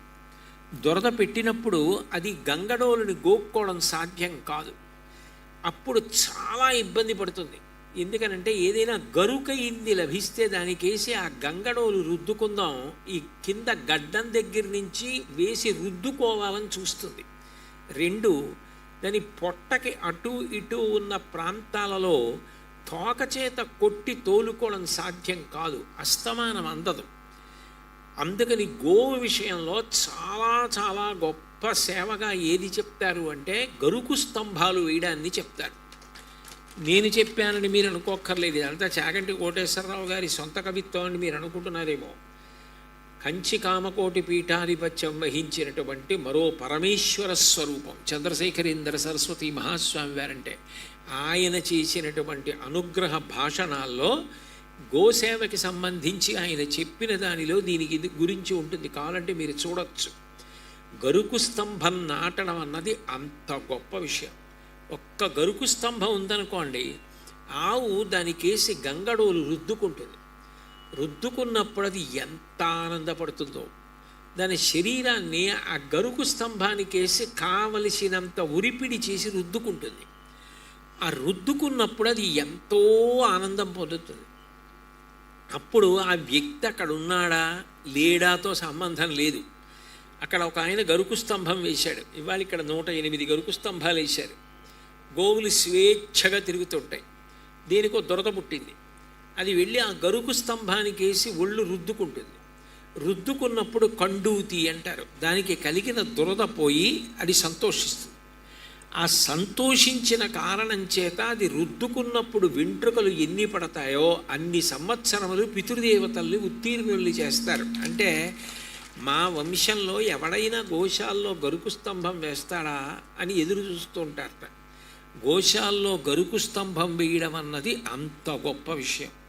నిజంగా ఇవాళ ఇక్కడ ఇన్ని వందల గోవుల్ని పోషణ చేస్తూ ఇన్ని వందల గోవులు అలా స్వేచ్ఛగా తిరగడానికి అవకాశం కల్పించి అన్ని వందల గోవుల కండూతి పోవడానికి అంతంత పెద్ద పెద్ద స్తంభాలు 108 గరుకు స్తంభాలు వేశారంటే ఎక్కడ నిలబడినా ఎక్కడ కూర్చున్నా కనపడేటట్టుగా అలా వేసి అంత గొప్ప పూజ చేసి వాటిని ప్రారంభం చేశారు. అంటే గోసేవ విషయంలో ఇక్కడ ఈ ప్రాంగణం ఎంత కొత్త పుంత తొక్కిందో, ఎంత సేవాభావంతో, గోవు యందు ఎంత పవిత్రమైన భావనతో, ఎంత భక్తిభావంతో చేస్తున్నారో అర్థమవుతుంది. కాబట్టి గోసేవ, గోగ్రాసం పెట్టడం అంత గొప్ప విషయం.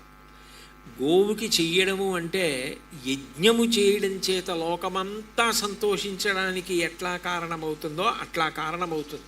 అందుకే మీరు మహాభారతం పరిశీలిస్తే మహాభారతంలో భీష్మాచార్యుల వారు చెప్తాడు, ధర్మం ఎక్కడుంటుందో అక్కడ గోజాతి వృద్ధి చెందుతుంది. 9 సంవత్సరాల క్రితం ఇక్కడ 100 ఆవులు ఉండేవండి, ఇప్పుడు ఇక్కడ 400 500 ఆవులు ఉన్నాయండి. అంటే దాని అర్థం ఏమిటంటే దేవతలు ప్రసన్నులయ్యారని గుర్తు. గో సంతతి పెరగడం, గోజాతి పెరగడం, గోవులు అంత ఆనందంగా ఉండడం, అంత శ్రేష్టమైన పాలనివ్వడం, అంత బాగా ఆరోగ్యంతో గోవులు ఉండడం ఎంతో గొప్పది. సాధు గోమాత భరతభూ శ్వాసకోశ అన్నాడు ఒక కవి.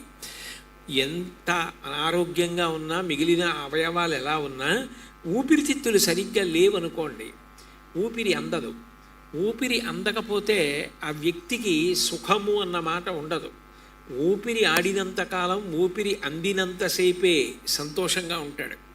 అట్లా ఊపిరి అందడానికి కారణమైనటువంటి ఊపిరితిత్తులు ఏ స్థానంలో ఉంటాయో భారతదేశానికి అంతటికీ కూడా గోవు శ్వాసకోశ లాంటిది, ఊపిరితిత్తులు లాంటిది. అంటే మనం గోవుని పోషించడం, గోవుని రక్షించుకోవడం అంత గొప్ప విషయం. ఇక గోసేవ గురించి ఎంత చెప్పినా తక్కువే. గోవుని సేవించడం అంత గొప్ప విషయంగా చెప్తారు. గోసేవ కొరకు ప్రత్యేకంగా మేం చేస్తామని అర్రులు చాచి వచ్చి గోసేవ చేస్తారు. ఆ గోసేవ చేసేటప్పుడు కూడా దానికి ఒళ్ళు తొడవడానికి మెత్తటి కూర్చెలు అంటే బ్రష్లు, బట్ట ఇటువంటివి వాడి గోసేవ చేస్తున్నప్పుడు గోవు ఎంత సంతోషాన్ని పొందుతుందో. నేను కాకినాడలో ఆకొండి లక్ష్మీ స్మారక గోశాల అని ఆ గోశాల ప్రాంగణంలో చూస్తూ ఉంటాను. ఆశ్చర్యం ఏమిటంటే కాళ్ళు నొక్కుతుంటే దానికి గోసేవ చేయడంలో నిష్ణాతులైనటువంటి వారు గోసేవ చేస్తూ కాళ్ళు నొక్కుతున్నప్పుడు, వృద్ధులైన తల్లిదండ్రులకి కాళ్ళు నొక్కుతున్నప్పుడు ఎంత ఆనందపడుతూ నించుంటాయో, గడ్డి తింటున్న ఆవులు కూడా గడ్డి తినడం ఆపేసి అంత సంతోషంగా నిలబడి సేద తీరడం నేను చూశాను.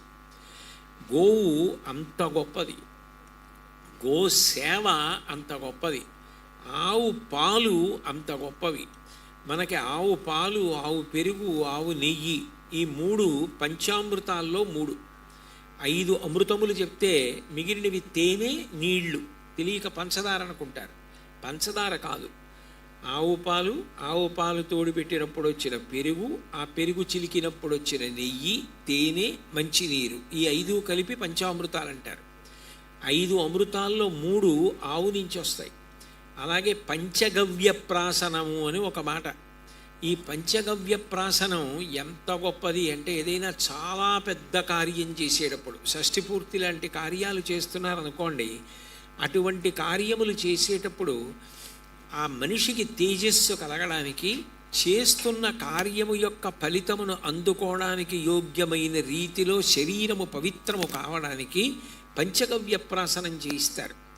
అందులో ఆవు పాలు, ఆవు పెరుగు, ఆవు నెయ్యి, అట్లాగే గోమూత్రము, గోమయము అంటే పేడ, ఈ 5టిని సమపాళ్లలో కలిపి, లేదు ఒక్కొక్కసారి శాస్త్ర ప్రకారం కొద్దిగా ఎక్కువ తక్కువలు ఉంటాయి, కలిపి మంత్రంతో ఆ పంచగవ్యాన్ని ప్రాసనం చేయిస్తారు.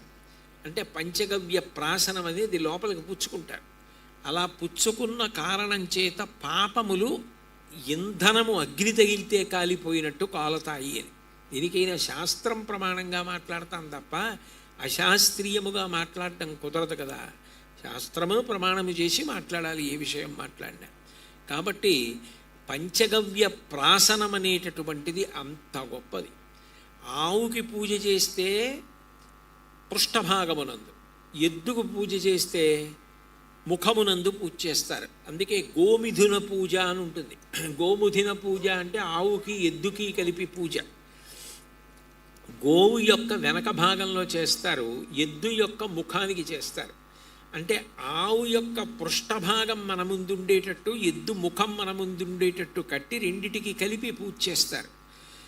గోవు అంటే భగవంతుడు కూడా ఎంత ప్రసన్నుడవుతాడు అనడానికి మీకు నేను ఒక ఉదాహరణ చెప్తాను.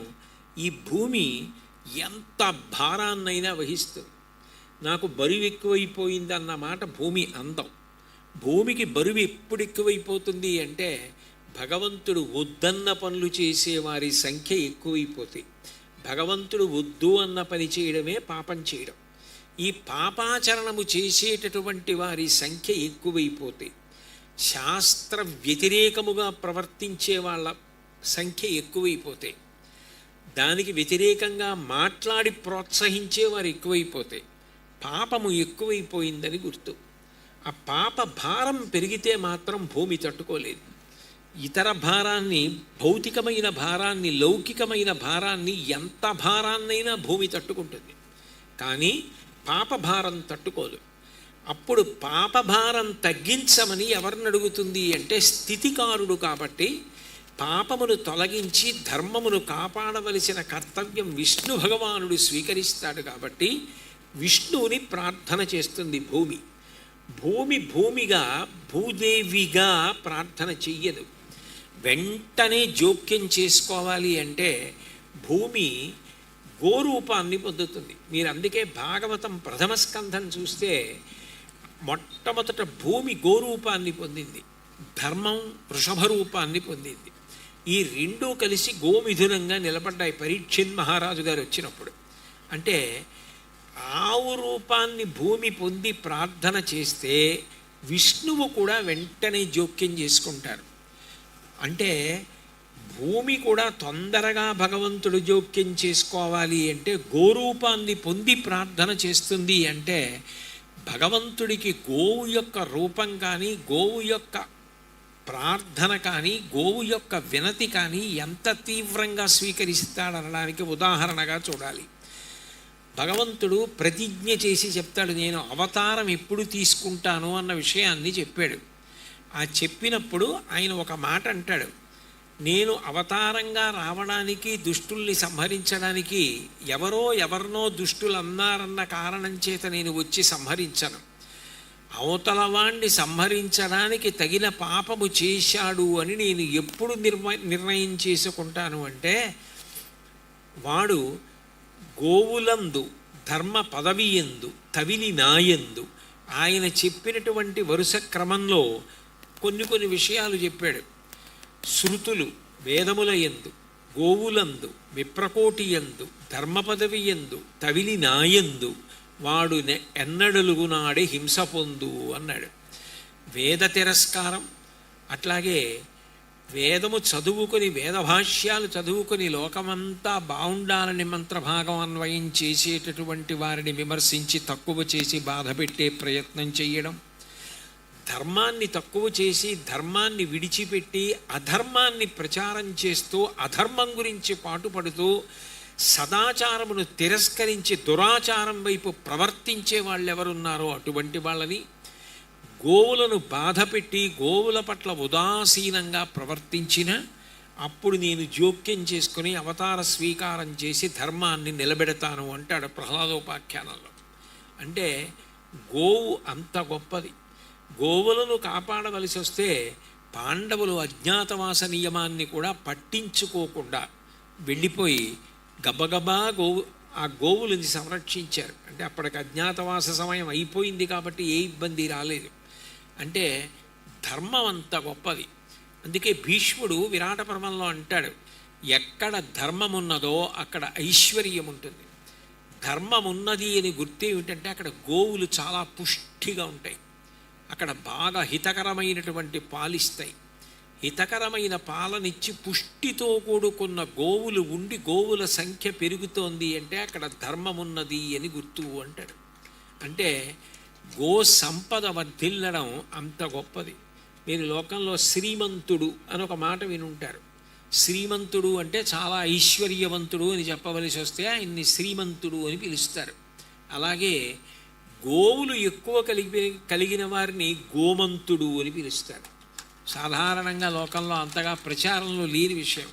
శ్రీమంతుడు అని పిలిచినట్టు గోమంతుడు అని పిలుస్తారు. గోమంతుడు అంటే అన్ని గోవులను పోషణ చేస్తాడు ఆయన, అన్ని గోవులను కాపాడుతూ ఉంటాడు అని. గోలోకమని మహాభారతంలో వర్ణిస్తారు. శరీర పతనానంతరం గో సంరక్షణ చేసిన వాళ్ళు అంత తేలికగా గోలోకానికి వెళ్ళిపోతారట. గో సంరక్షణ గురించి, గో సేవ గురించి మహాభారతంలోనే భీష్మాచార్యుల వారు అద్భుతమైన విషయాన్ని చెప్తే దాన్ని తిక్కనగా ఆంధ్రీకరించారు. పరమ పవిత్రముల్ యజనభాజనముల్ తము విన్న చూచినం దురితచయంబులెల్ల తొలగంత్రోయగ చాలు.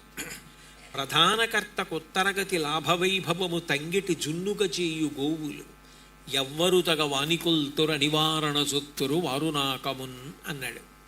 పరమ పవిత్రములు. దేవాలయాలు కూడా కొంతకాలం అయిన తర్వాత శక్తిని కోల్పోతాయి. అనేక కారణాల చేత దేవాలయం యొక్క శక్తి తగ్గిపోతే మళ్ళీ మూర్తి కింద ఉన్న చక్రాన్ని తవ్వి తీయడం సాధ్యం కాదు. కాబట్టి చక్రానికి శక్తినివ్వడానికి పైన ఉన్నటువంటి ఆ గోపుర కలశకి అభిషేకం చేస్తారు. అట్లా ఇంచుమించుగా ఒక 12 సంవత్సరాలు అయిపోయిన తరువాత దేవాలయాలన్నిటికీ కూడా అట్లా మళ్ళీ అభిషేకాలు చేస్తారు, చేసి శక్తి పెంచుతారు. అంటే దేవాలయాల యొక్క శక్తి అయినా తగ్గే అవకాశం ఉంటుంది. మనిషికి కూడా పవిత్రత తొలగి ఒక్కొక్కసారి అపవిత్రత కలుగుతుంది. అసలు అపవిత్రత అన్న మాట లేకుండా ఎప్పుడూ పవిత్రంగానే ఉండేది ఏది అంటే గోవు ఒక్కటే. అసలు గోవు ఉన్న చోట అపవిత్రత అన్న మాట లేదు. గోవు ఎక్కడ తిరిగిందో అంతకన్నా పవిత్రమైన ప్రదేశం లేదు. అందుకే పరమ పవిత్రములు. యజుర్వేద వ్యాఖ్యానంలో ఒక మాట అంటారు, ఎప్పుడైనా ఏదైనా యజ్ఞం కానీ యాగం కానీ హోమం కానీ చేస్తున్నప్పుడు ఒక్క సామవేదంలో తప్ప మిగిలిన చోట్ల స్వరభంగం కాకూడదని. అటువంటి దోషం పొరపాటున ఎప్పుడైనా ఎక్కడైనా దొర్లితే తద్దోష పరిహారార్థం యజమాని చేసేటప్పుడు ఎక్కడైనా దోషం దొర్లితే దోషం పోవడానికి ఏం చేస్తారంటే పక్కన గోవును కట్టి ఆ గోవుకి సేవ చేస్తూ గ్రాసం పెడుతూ ఉంటారు. గోవు ప్రసన్నురాలైతే ఇక్కడ హోమంలో దోషాలు కూడా తొలగుతాయంటారు. అంటే గోవు అంత శక్తివంతం. పరమ పవిత్రముల్ యజనభాజనముల్. యజ్ఞం చెయ్యాలి అంటే గోవు ఉండి తీరాలి. నేను మొట్టమొదట నా ప్రసంగ ప్రారంభంలోనే చెప్పాను, అసలు యజ్ఞం చెయ్యడానికి గోవు లేకుండా సాధ్యం కాదు. యజనభాజనముల్ తము విన్న చూచినన్. గోవు వంక ఒక్కసారి చూశాడనుకోండి, ఇక అంతకన్నా పవిత్రమైనటువంటిది లోకంలో ఇంకొకటి లేదు. నిజానికి నిద్ర లేస్తూ ఒక్కసారి ఆవుని స్మరించమంటారు. అట్లాగే తలంబ్రాలు పోసుకుంటారు పెళ్ళిలో. అప్పుడు జీలకర్ర బెల్లం పెట్టుకునేటప్పుడు ఒకళ్ళ కళ్ళల్లో ఒక్కొక్కళ్ళు చూసుకునేటప్పుడు కపిలాన్ స్మారయంతు. ఆ కపిల గోవుని ఒక్కసారి జ్ఞాపకం తెచ్చుకోమంటారు. అంటే గోవుని స్మరించడం, గోవుని చూడడం అంత గొప్ప విషయం.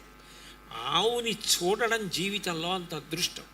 తాము విన్న చూచిన గోవుల గురించి వినడం, గోవుల గురించి చెప్పుకోవడం, గోవుల్ని రక్షించడం, గోవుకి ప్రదక్షిణం చేయడం, గోసేవ చేయడం, గోగ్రాసం పెట్టడం, గోవుని దత్తత తీసుకోవడం, ఇవన్నీ అంత గొప్ప విషయాలు. కాబట్టి తము విన్న చూచినం దురిత చేయంబులెల్ల తొలగంత్రోయ గజాలు. ఆ గోవు యందు భక్తి కలిగిన వాళ్ళ యొక్క పాపకర్మలని తీసేసేయడంలో పరబ్రహ్మమునకు ఎంత శక్తి ఉంటుందో గోవుకు అంత శక్తి ఉంటుంది. కాబట్టి దురిత చేయంబులెల్ల తొలగంత్రోయ గజాలు. ప్రధానకర్త కొత్తరగతి లాభవైభవము తంగిటి జున్నుక చేయు గోవులు. యజ్ఞయాగాది క్రతువులు పుణ్యకర్మలు చేసేటటువంటి వాళ్ళు గోవుని సేవించిన కారణం చేత, గోపూజ చేసిన కారణం చేత వాళ్ళకి ఆ ఫలితం రావడం ఖాయంగా ఉండేటట్టు చూడటంలో ఇక గోవుని మించినది లేదు. కాబట్టి ప్రధానకర్తకొత్తరగతి లాభవైభవము తంగిటి జున్నుగ చేయు గోవులెవ్వరు తగ వానికొల్తురు అనివారణ తొత్తురు వారు నాకమున్. నేను ఇల్లు కట్టుకున్నప్పుడు అనేక గదులు కట్టుకున్నా మా ఇల్లే కాబట్టి ఒక గదిలోంచి ఒక గదిలోకి వెళ్ళడానికి నాకు అనుమతి అక్కర్లేదు. ఏదో నేను మా ఇంట్లోంచి ఎదురుగుండా ఉన్న ఇంకో ఇంట్లోకి వెళ్ళాలి అంటే ఆ ఇంటి వాళ్ళ అనుమతి తీసుకోవాలంటే ఒకసారి మీతో మాట్లాడాలి, లోపలికి రమ్మంటారా అని అడగాలి. నా ఇంట్లో నేను యువతల గదిలోంచి అవతల గదిలోకి వెళ్ళడానికి అనుమతి ఎందుకు? ఎంత తేలికగా వెళ్ళిపోతానో అంత తేలికగా శరీరపతనానంతరం స్వర్గలోకానికి వెళ్ళిపోతున్నాడు గోసేవ చేసినవాడు. కాబట్టి ఉత్తరగతి లాభవైభవము తంగిటి జున్నుగ చేయు గోవులెవ్వరతొగ వానికొల్తురు అనివారణ చొత్తురు వారు నాకమున్. వారు ఏ విధమైన అనుమానం లేకుండా ఉత్తమ గతులు పొందుతారు అని చెప్పి గోవు యొక్క వైభవం గురించి మనకి మహాభారతంలో వ్యాసుల వారు చెప్తే దాన్ని తిక్కన గారు ఆంధ్రీకరించి మనకి పర్వాలలో అందించారు. అంత గొప్పది గోవు. లోకంలో ఒక్కటి జ్ఞాపకం పెట్టుకోండి, ఒక వస్తువు ఎంత గొప్పదైనా దాన్ని బాగా మనం ఆదరించాలి అన్న బుద్ధి కలగాలన్నా ముందు ఉండవలసినది ఏది అంటే శాస్త్రము మీద నమ్మకం ఉండాలి, గురువాక్యము మీద నమ్మకం ఉండాలి. శాస్త్రము మీద గురువాక్యము మీద నమ్మకము లేనంత కాలము ఏది చెయ్యాలన్న కోరిక పుట్టదు.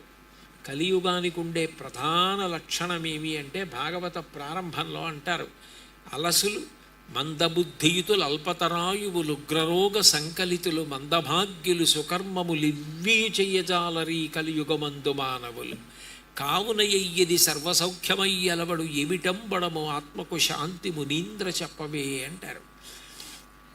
అలసత్వం, మందబుద్ధి, సోమరితనం, మంచి కార్యం చెయ్యాలన్న కోరిక పుట్టకపోవడం ఇవన్నీ కలియుగానికి ఉండే లక్షణాలు. అందుకే కలియుగంలో భగవంతుడి యొక్క వైభవం ఏమి అంటే ఆయన ఎప్పుడూ కూడా సద్బుద్ధిని లోకానికి ప్రచారం చేస్తూ ఉంటాడు. అందుకే అనేక మంది గురువుల రూపంలో భగవంతుడు వచ్చాడు. గురువు అన్న మాటకి అర్థాన్ని మీరు ఒక కోణంలో పరిశీలన చేస్తే గురువు అంటే బరువు అని అర్థం. బరువు అంటే భౌతికంగా శరీరము యొక్క బరువుని బట్టి చెప్పరు. ఈయన బాగా బరువుగా ఉన్నాడు కాబట్టి ఈయన గురువుగారండి అనరు.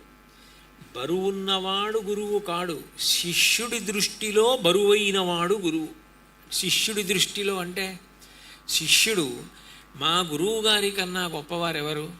మా గురువుగారి నోటితో శుభం భూయాత్ అంటే మా గురువుగారు ఏం చెప్పారో అది సత్యము. మా గురువుగారి నోటి వెంట అసత్యం రాదు. ఆయన ఏదైనా చెప్పారు అంటే దానిని మించినది ఇంకొకటి ఉండదు.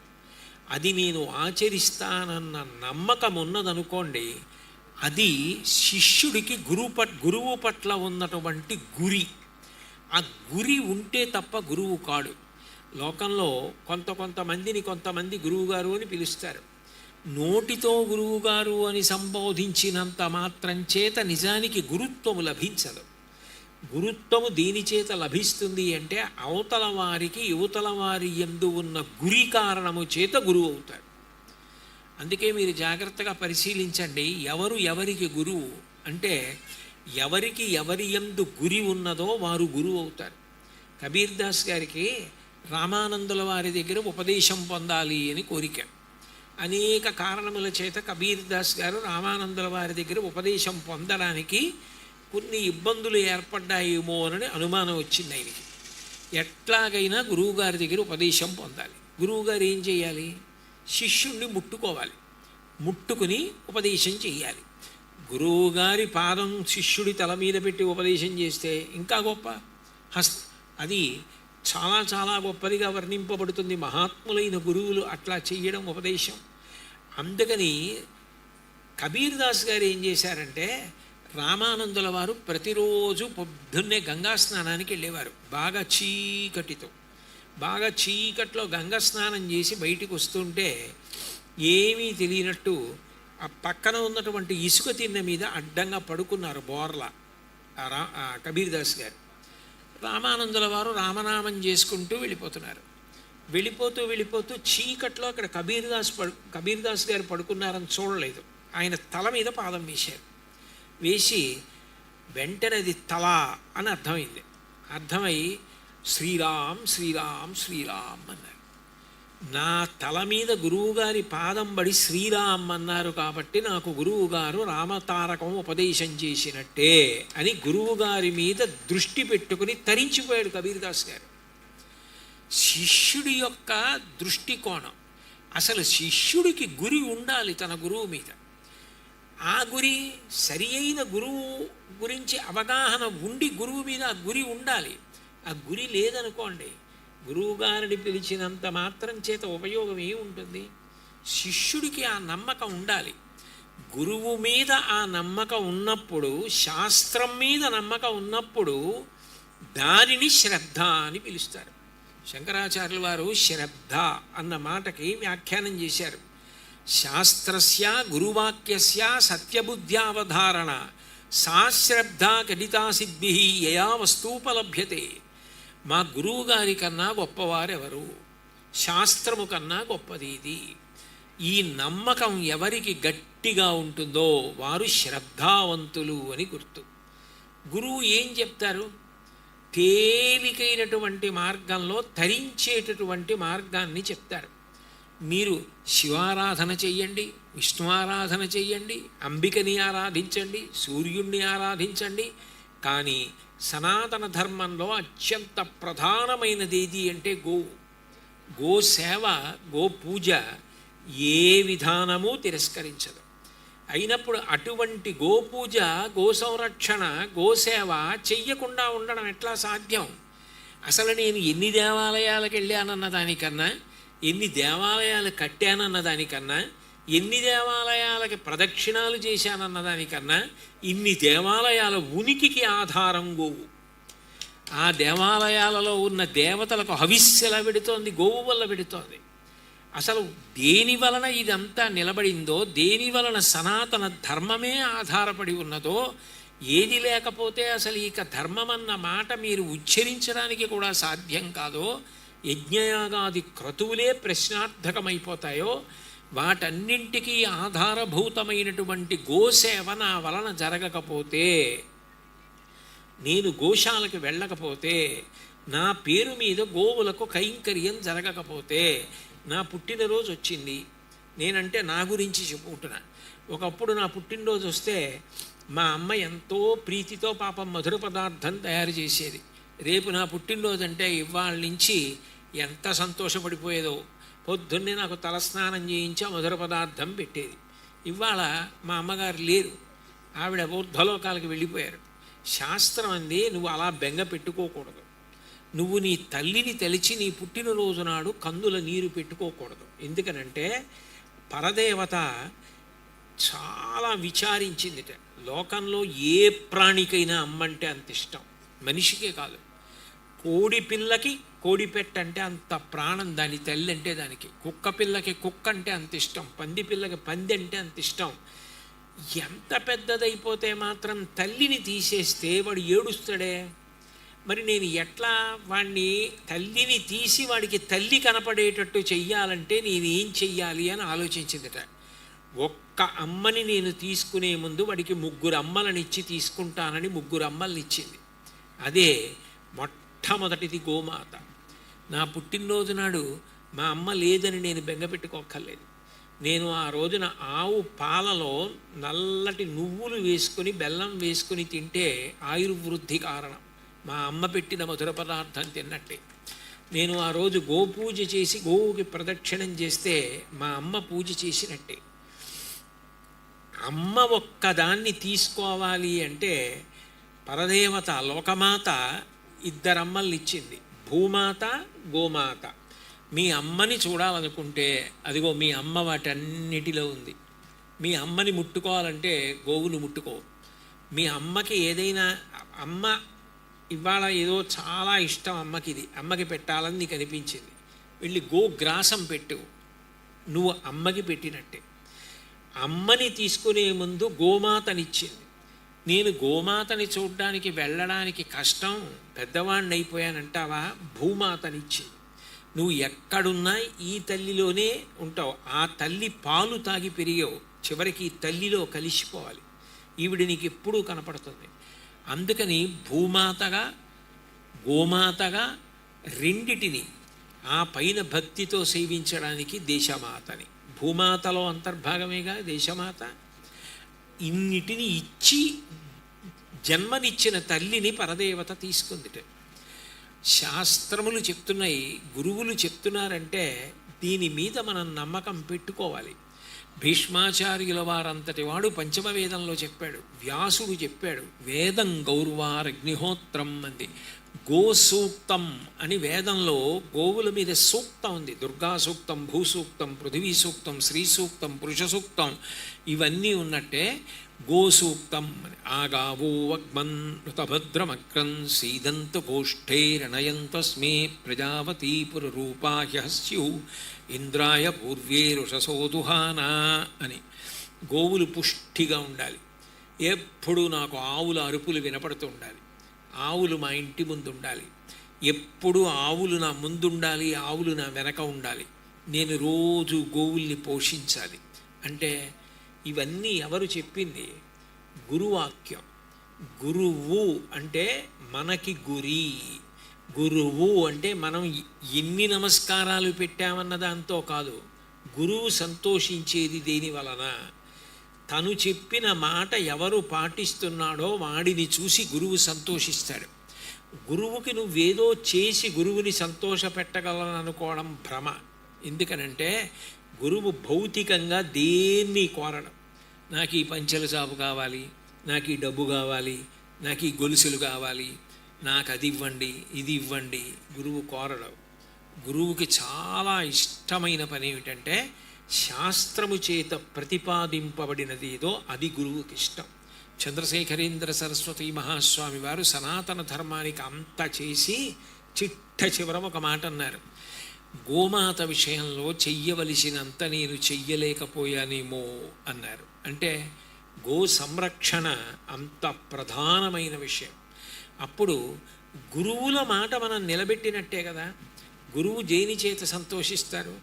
గురువుగారు సంతోషించే పని చేసి మనం గురువుగారి దగ్గరికి వెళ్ళామనుకోండి, గురువుగారు లోపల కూర్చున్నారు, ఆవు అక్కడ కూర్చుని ఉంది, ఆవు పడుకుని ఉంది, మనం గోవుకి ప్రదక్షిణం చేసి గురువుగారి దగ్గరికి వెళ్ళామనుకోండి, గురువుగారు ఎంతో సంతోషిస్తాడు, వీడు నేను చెప్పిన మాటని శాస్త్రాన్ని పాటించాడు అని. గురుప్రీతికి కారణం గోసేవ. గోసేవని మించినది ఇంకొకటి లేదు. గోసేవ చేసిన కారణం చేత దాన్ని చెప్పిన గురువులు కూడా సంతోషిస్తారు. కాబట్టి గురుస్థానమైనటువంటి ప్రదేశంలో ఎక్కడ గురువు ఆరాధింపబడుతున్నారో అటువంటి చోట మనం గోసేవ చేసి గురువుగారి దర్శనం చేసుకోవడానికి వెళ్ళామనుకోండి, అప్పుడు గురువుగారు ఎంతో ప్రీతి చెందుతారు. గురువు విషయంలో ఒక ప్రధానమైన భేదం ఉంటుంది. మీరు బాగా దీన్ని తెలుసుకునే ప్రయత్నం చెయ్యాలి. గురువు రెండుగా ఉంటాడు, గురువు ఆచార్యుడు అని. ఇద్దరిది సమాన స్థాయి, ఇద్దరిదో ఏ విధమైనటువంటి భేదము ఉండదు, నువ్వులు గింజంత తేడా కూడా ఉండదు. కానీ ఒకరేం చేస్తారంటే ఆచారమును పాటిస్తారు. ఏ ఆశ్రమంలో ఉన్నారో ఆ ఆశ్రమం యొక్క నియమ పాలనం చేస్తారు. ఉదాహరణకి శంకరాచార్య, భీష్మాచార్య, ద్రోణాచార్య, చంద్రశేఖరేంద్ర సరస్వతి, శంకరాచార్య అన్నాను అనుకోండి. ఆచార్య అంటే ఆచరించిన వారు, ధర్మాచరణము చేస్తారు. ఏ ఆశ్రమంలో ఉన్నారో ఆ ఆశ్రమానికి తగిన ధర్మమును పరిపాలన చేసి చూపిస్తే ఆచార్యుడు అంటారు. ధర్మాన్ని ఒక్కొక్కసారి అసలు ఇంకా పరిపాలన చేయడం అన్నమాట కూడా వదిలిపెట్టేస్తారు. వదిలిపెట్టేసి తనలో తానే ఎప్పుడు రమిస్తూ ఉంటారు పరబ్రహ్మస్వరూపంగా. అది ఎంతగా రమిస్తూ ఉంటారు అంటే, యోగరతో వా భోగరతో వా సంగరతో వా సంగవిహీన యస్య బ్రహ్మణి రమతే చిత్తం నందతి నందతి నందత్యేవ. అది యోగము కానివ్వండి, భోగము కానివ్వండి, కలిసి రానివ్వండి, కష్టము కానివ్వండి, తమలో తాము రమిస్తూ ఉంటారు. కొందరు అవధూతలై ఉంటారు. అవధూతలు అంటే శరీరం మీద వస్త్రధారణ కూడా చెయ్యరు. వస్త్రధారణ కూడా విడిచిపెట్టి, మహాభాగవతంలో ఏకాదశ స్కంధంలో యదు అవధూత సంవాదము అని వస్తుంది. అందులో ఒక పద్యంలో అవధూత యొక్క స్థితిని వర్ణిస్తారు. అసలు ఒక చోట ఉండరు. ఇక్కడ ఉంటాడని నమ్మకం ఉండదు. ఉదయం 10 గంటలకు అక్కడ కనపడ్డవాడు 11 అయ్యేటప్పటికి ఇంకో చోటుకి ఎక్కడికో వెళ్ళిపోతారు. ఒక చోట ఉండరు. ఒక చోట ఉండకుండా, ఒంటి మీద వస్త్రం కూడా వేసుకోకుండా తిరుగుతూ ఉంటారు. అంటే తమలో తాము ఎప్పుడు ఆత్మస్థితి ఎందు రమిస్తూ ఉంటారు అవధూతగా. అప్పుడు ఆయన ధర్మ పరిపాలన చేశారా అండి? ఆయన సంధ్యావందనం చేశారా? ఆయన పూజ చేశారా? ఇవన్నీ అన్వయం కావు. అగ్ని ఏది చేసినా పవిత్రమై ఆత్మ అనబడేటటువంటి జ్ఞానము చేత రగిలిపోతూ ఉంటాడు యోగి. జ్ఞానానల ప్రభావేన తస్మై శ్రీ గురవై నమః అంటాడు పరమశివుడు. జ్ఞానమనేటటువంటి అగ్నిపర్వతంలా వెలుగుతూ ఉంటాడు. అప్పుడు ఇక ఆయన ఎందు ఏ కర్మలు అన్వయం కావు. అప్పుడు ఆయన నిత్యకర్మలు చేశాడా చేయలేదా అన్న విషయం అన్వయం కాదు. అట్లా తిరిగేటటువంటి గురుస్వరూపాలు ఉంటాయి. అప్పుడు వాళ్ళు మన ఊహలకి, మన తర్కాలకి అందరూ ఆయనది కులమా, ఆయనది మతమా, ఆయనది ఈ సంప్రదాయమా, ఆయన ఇట్లా కట్టుకున్నారా, ఇట్లా పెట్టుకున్నారా, ఇవి అందవు. అప్పుడు పట్టుకోవలసింది ఏమిటంటే ఆయన మాట పట్టుకోవాలి. ఆయన ఏ మాట చెప్పారో ఆ మాట పట్టుకొని నువ్వు అనుష్ఠించాలి. అందుకే పెద్దలు ఒక మాట చెప్తారు, జ్ఞానిని అనుకరించలేవు, అజ్ఞానిని అనుకరించరాదు. జ్ఞాని తనలో తాను ఆత్మగా రగిలుతూ ఉంటాడు. ఆయనకి శరీర సంబంధం లేదు. అరుణాచలంలో భగవాన్ రమణ మహర్షి ఉన్నారు. ఆయనకి ప్రాణోత్క్రమణం అవుతుంటే వైద్యులు ప్రాణవాయువు తీసుకొస్తుంటే వద్దు వద్దని చెప్పి శరీరాన్ని సాక్షిగా చూస్తూ తాను ఆత్మగా శరీరంలోంచి పైకి లేచి అరుణాచలానికి అందరూ చూస్తుండగా ఆత్మజ్యోతి ప్రదక్షిణం చేసి వెళ్ళిపోయింది. ఆయనలా గడ్డం పెంచుకొని నేను కూడా ఆయనలా ఓ గోచీ పెట్టుకు తిరిగితే నేను భగవాన్ రమణ మహర్షిని అయిపోతానా? ఎలా అవుతాను? జ్ఞానము కలిగితే అవుతాను.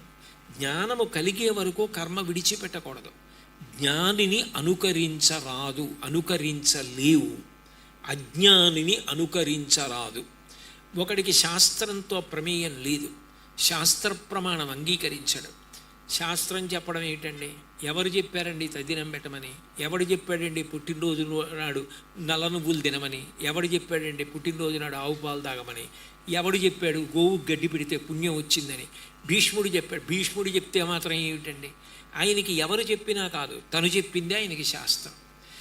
అప్పుడు అజ్ఞానిని అనుకరించరాదు. ఆయన అలా అన్నాడని నువ్వు దాన్ని ప్రమాణంగా తీసుకోకూడదు. అందులో కలియుగంలో అటువంటివి ఎక్కువ వినపడుతుంటాయి, వాటిని ప్రమాణంగా తీసుకోకూడదు. జ్ఞానిని అనుకరించలేవు. ఆయన ఏం చేశాడో అది నువ్వు చేయలేవు. కృష్ణ భగవానుడు ఏం చేశాడో అది నువ్వు చేయలేవు.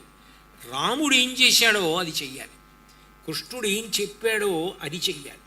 అంటే సద్గురువు ఆయన ఏ కులం అండి, ఆయన ఏ మతం అండి, ఏ ఆచారం అండి, ఏ సంప్రదాయం అండి, ఆయన ఏం చేశారండి, పొద్దున్న మధ్యాహ్నం ఏం చేశారండి, సాయంకాలం ఏం చేశారండి, ఆయనకి ఏ మంత్రం ఉపదేశం ఉందండి, ఆయన తపస్సు ఎక్కడ చేశారండి, ఆయన ఏ గుడికి వెళ్ళారండి, ఆయన ఎన్ని ప్రదక్షిణాలు చేసేవారండి, ఇవి జ్ఞానికి అన్వయం కావు.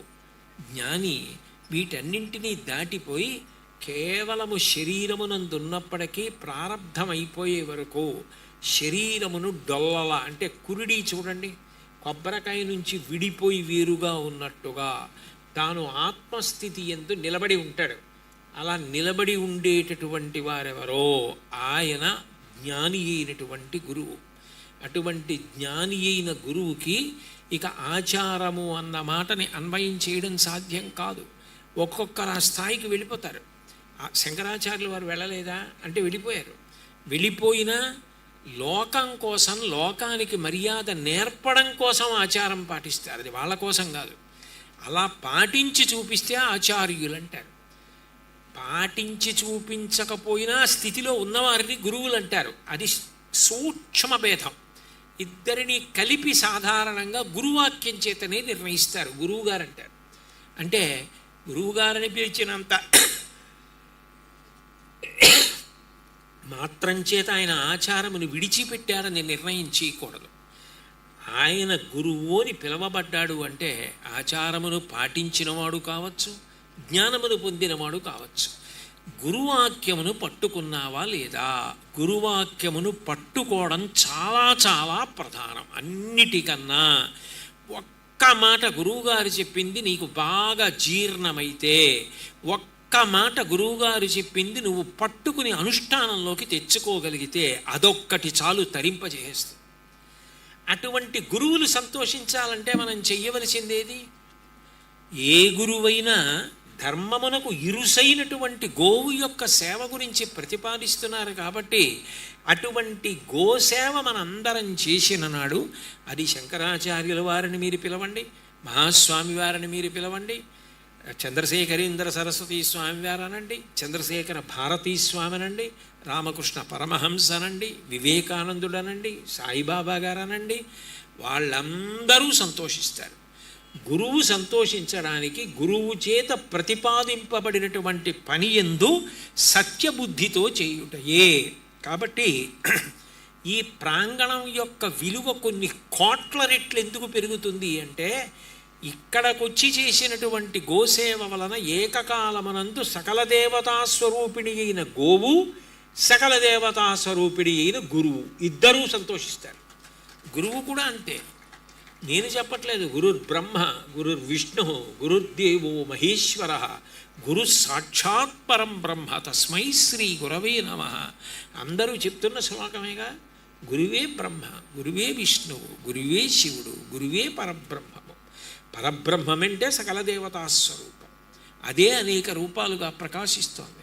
అయినప్పుడు గురు సంతోషము, గో సంతోషము రెండిటికి కారణమై గురుస్పర్శ, గోస్పర్శ కలిగితే ఆ ప్రాంగణం ఎంత ఉద్దీపనమవుతుంది, ఎంత అదృష్టదాయకమవుతుంది.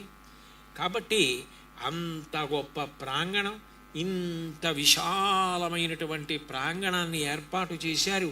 ఇన్ని వందల గోవులు, వాటన్నింటికి అంత శ్రద్ధాభక్తులతో ఆహారాన్ని అందిస్తున్నారు, నీళ్లు పెడుతున్నారు. వాటిని ఒక చోట కట్టేస్తే వాటి ఆరోగ్యం పాడైపోతుంది. అవి విశాల ప్రదేశంలో తిరగాలి. అందున సాయంకాలం వేళ గోవు తిరిగి వెళ్ళిపోతున్నప్పుడు దాని డెక్కల నుంచి రేగిన పరాగం మన మీద పడిందనుకోండి, సంవత్సరంలో ఒక రోజైనా తప్పకుండా చెయ్యవలసిన స్నానం అది. గోధూళి స్నానం అంటారు. కృష్ణ పరమాత్మ రోజు ఆ ధూళి పడేటట్టు నడిచేవట. గోధూళి ధూసరిత కోమల గోపవేషం గోపాల బాలక శతైరనుగమ్యమానం సాయంతనే ప్రతిగృహం పశుబంధనార్థం గచ్చంతమచ్యుత శిశుం ప్రణతోస్మి నిత్యం అంటారు. అంత గొప్పది గోధూళి నుంచి పైకి రేగేటటువంటి ఆ ధూళి. ఆ డెక్కల దగ్గర ఉన్న మట్టి తీసి పసిపిల్లలకి రక్ష పెడతారు. భాగవతం దశమస్కంధంలో చిన్ని కృష్ణుడికి యశోదాదేవి ఆ మట్టి పేడావి రక్ష పెడుతుంది. అంత గొప్పది గోధూళి వేళ అంటారు, సాయంకాలం వేళ. ఇంత గొప్ప ప్రాంగణం, గురు సన్నిధానం, ఆ పైన ఇన్ని గోవులు, ఇన్ని గరుకు స్తంభాలు, వాటి సేవ చేసుకోవడం, వాటిని దత్తత తీసుకోవడం, వాటిని పోషించడం, పుట్టినరోజు నాడు, పెళ్లి రోజు నాడు, అట్లాంటి రోజుల్లో ఇక్కడికి వచ్చి యథాశక్తి గోవుల్ని సేవించడానికి ప్రయత్నించడం, మనని మనం రక్షించుకొని మన వంశాన్ని, మన సంతానాన్ని రక్షించుకోవడానికి కారణం. కాబట్టి మనందరం కూడా ఇంత మంచి మంచి ప్రాంగణాలని సద్వినియోగం చేసుకొని నిష్కారణమైన అపోహలు, నిష్కారణమైన విమర్శలు, సంకుచిత భావాలు విడిచిపెట్టి ఇంతమందికి ఇంత మంచి ప్రసాదం అందుతూ, ఇంత గోసేవ జరుగుతూ, ఇంతమంది ఉద్ధరణకి కారణమవుతూ, ఇన్ని సత్సంగాలు జరుగుతూ, ఇంత గొప్పగా ధర్మ పరిరక్షణ కొరకు పాటుపడుతున్న ప్రాంగణాల్ని ప్రోత్సహిస్తూ, అటువంటి వ్యక్తుల్ని వెన్నుతడుతూ మనందరం కూడా బాసటగా నిలబడి సనాతన ధర్మమునకు ఇరుసైన గోమాత యొక్క సేవ యందు పునీతులమవుదామని కోరుకుంటూ, ఇంత గొప్ప గోశాలని, ఇన్ని గరుకు స్తంభాలని ఏర్పాటు చేసి, నిజానికి నాకు ఇందులో అర్ధనా ప్రమేయం లేదు, నేను ఒక్క పైసా ఇందులో చేసింది లేదు. అయినా నా మీద ఇంత అభిమానంతో, ఇంత భక్తితో, ఇంత ప్రేమతో నన్ను ఇక్కడికి తీసుకొచ్చి ఇంత ప్రేమగా ఆదరించి ఇవన్నీ చూపించి నేను సంతోషిస్తానని ఇన్ని ఏర్పాట్లు చేసిన మా ధనంజయ గారికి, నన్ను తీసుకురావడంలో నాకు మా అబ్బాయి ఎంతో, మా సాయిబాబా గారు అంతే, ఆయన అంటే నాకు అంత ప్రేమ. మా సాయిబాబా గారికి హృదయపూర్వక ధన్యవాదాలు తెలియచేస్తూ, సాధారణంగా ప్రవచనం అంటే సాయంకాలం వేళ చేస్తాం. ఈ వేసవి కాలంలో మధ్యాహ్నం వేళ చేయడం మరీ కష్టం, ఎందుకంటే వేడి గాలి నోట్లోకి వెళ్ళిపోయి చాలా ఇబ్బంది కలుగుతుంది, శోషిస్తుంది శరీరం తొందరగా. అటువంటి వేడి సమయంలో కూడా మీ అందరూ లెక్క చెయ్యకుండా ఇంతమంది కూర్చుని ఇంత భక్తి శ్రద్ధలతో విన్నందుకు మీ అందరికీ హృదయపూర్వకమైన కృతజ్ఞతలు తెలియచేస్తూ, ఇంతకన్నా మాట్లాడడం మర్యాద కాదు. నేను కూడా 2-3 గంటలు ప్రయాణం చేసి వెళ్ళవలసి ఉంది కాబట్టి మీ దగ్గర సెలవు తీసుకుంటున్నాను. శుభం భూయాత్. ఒకసారి మంగళం చెప్తే మంగళం.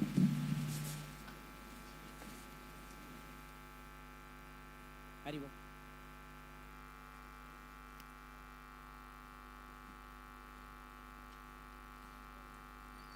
హరి ఓం. భక్త మహర్షులందరికీ మనవి.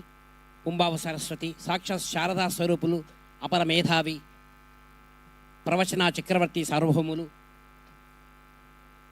శ్రీ చాగంటి కోటేశ్వరరావు గారు విచ్చేసినందుకు వారికి కృతజ్ఞతాపూర్వకంగా చంద్రునికో నూలు పోగొన్నట్టు మా కమిటీ నుంచి ఫౌండర్ చైర్మన్ శ్రీ ధనంజయ గారు, పావని గారు, తద్ధర్మపత్ని, అలాగే కొమిరిశెట్టి వెంకటయ్య గారు, చంద్రకళ గారు జనరల్ సెక్రటరీ, తద్ధర్మపత్ని చంద్రకళ గారు, శ్రీ ఊరి కృష్ణయ్య గారు కృష్ణబేని ట్రెజరర్, ధర్మపత్ని సమేతంగా వేదికపైకి రావాలి.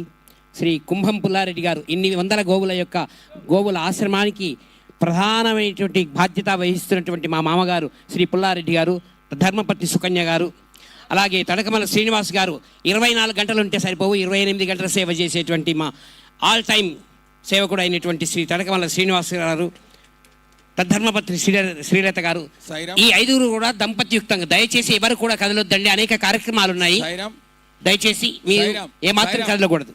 ఈ 5 అలాగే గురువు గారికి సన్మానం తర్వాత మన చింతపల్లి సాయి సన్నిధి లోగో వారి చేతుల మీదుగా ఇనాగ్రేషన్ చేసుకుంటాం.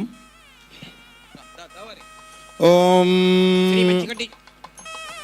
యో వేదాం బ్రహ్మణో వేద అమృతేన వృదాంబురే తస్మై బ్రహ్మజ బ్రహ్మా చ ఆయుకీర్తిం ప్రజాం దదుః భాగదేయేనైవేనం ప్రణయతే బ్రాహ్మణ ఆరుషేయముద్ధరేదో బ్రాహ్మణో వై సర్వా దేవతాః సర్వావిరేవేనం దేవతా విరుద్ధరతి యావదేర్వై దేవతాస్థాః సర్వా వేద విధి బ్రాహ్మణే వసంతే తస్మాత్ బ్రాహ్మణేభ్యో వేదవిద్భ్యో దివే దివే నమస్కుర్యా నాశ్లీలింగీర్తేదేత ఏవ దేవతా ప్రీణాతి పర్యాప్త్య అనంతరాయాయ సర్వస్తోమోదిరాత్రవుత్తమహర్భవతి సర్వస్యాప్త్యై సర్వస్యైత్యై సర్వమేవ తేనాప్నోతి సర్వం జయతి శతం జీవ శరదో వర్ధమానేత్యభినిగమో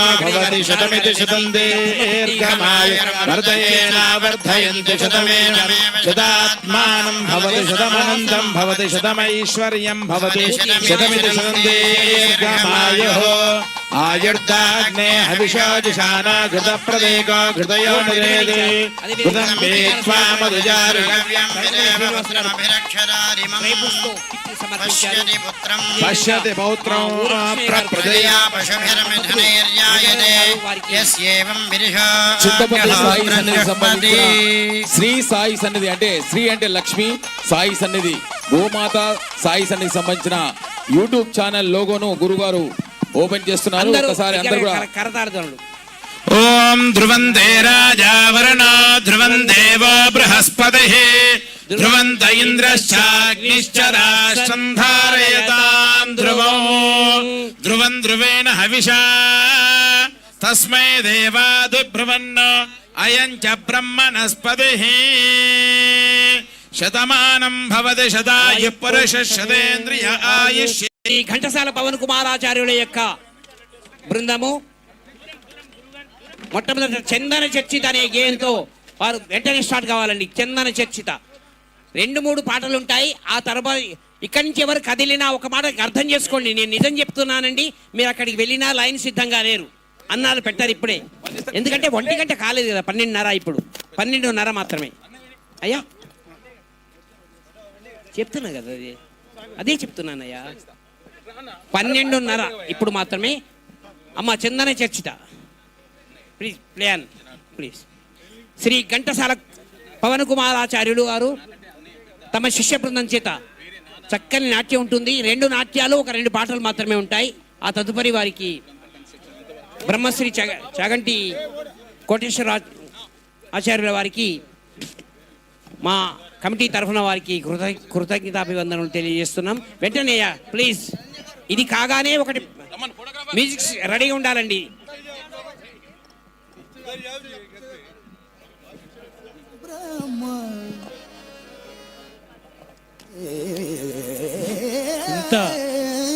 చింతపల్లి సాయి సన్నిధిలో 108 గర్భ స్తంభాల వాస్తవ కార్యక్రమం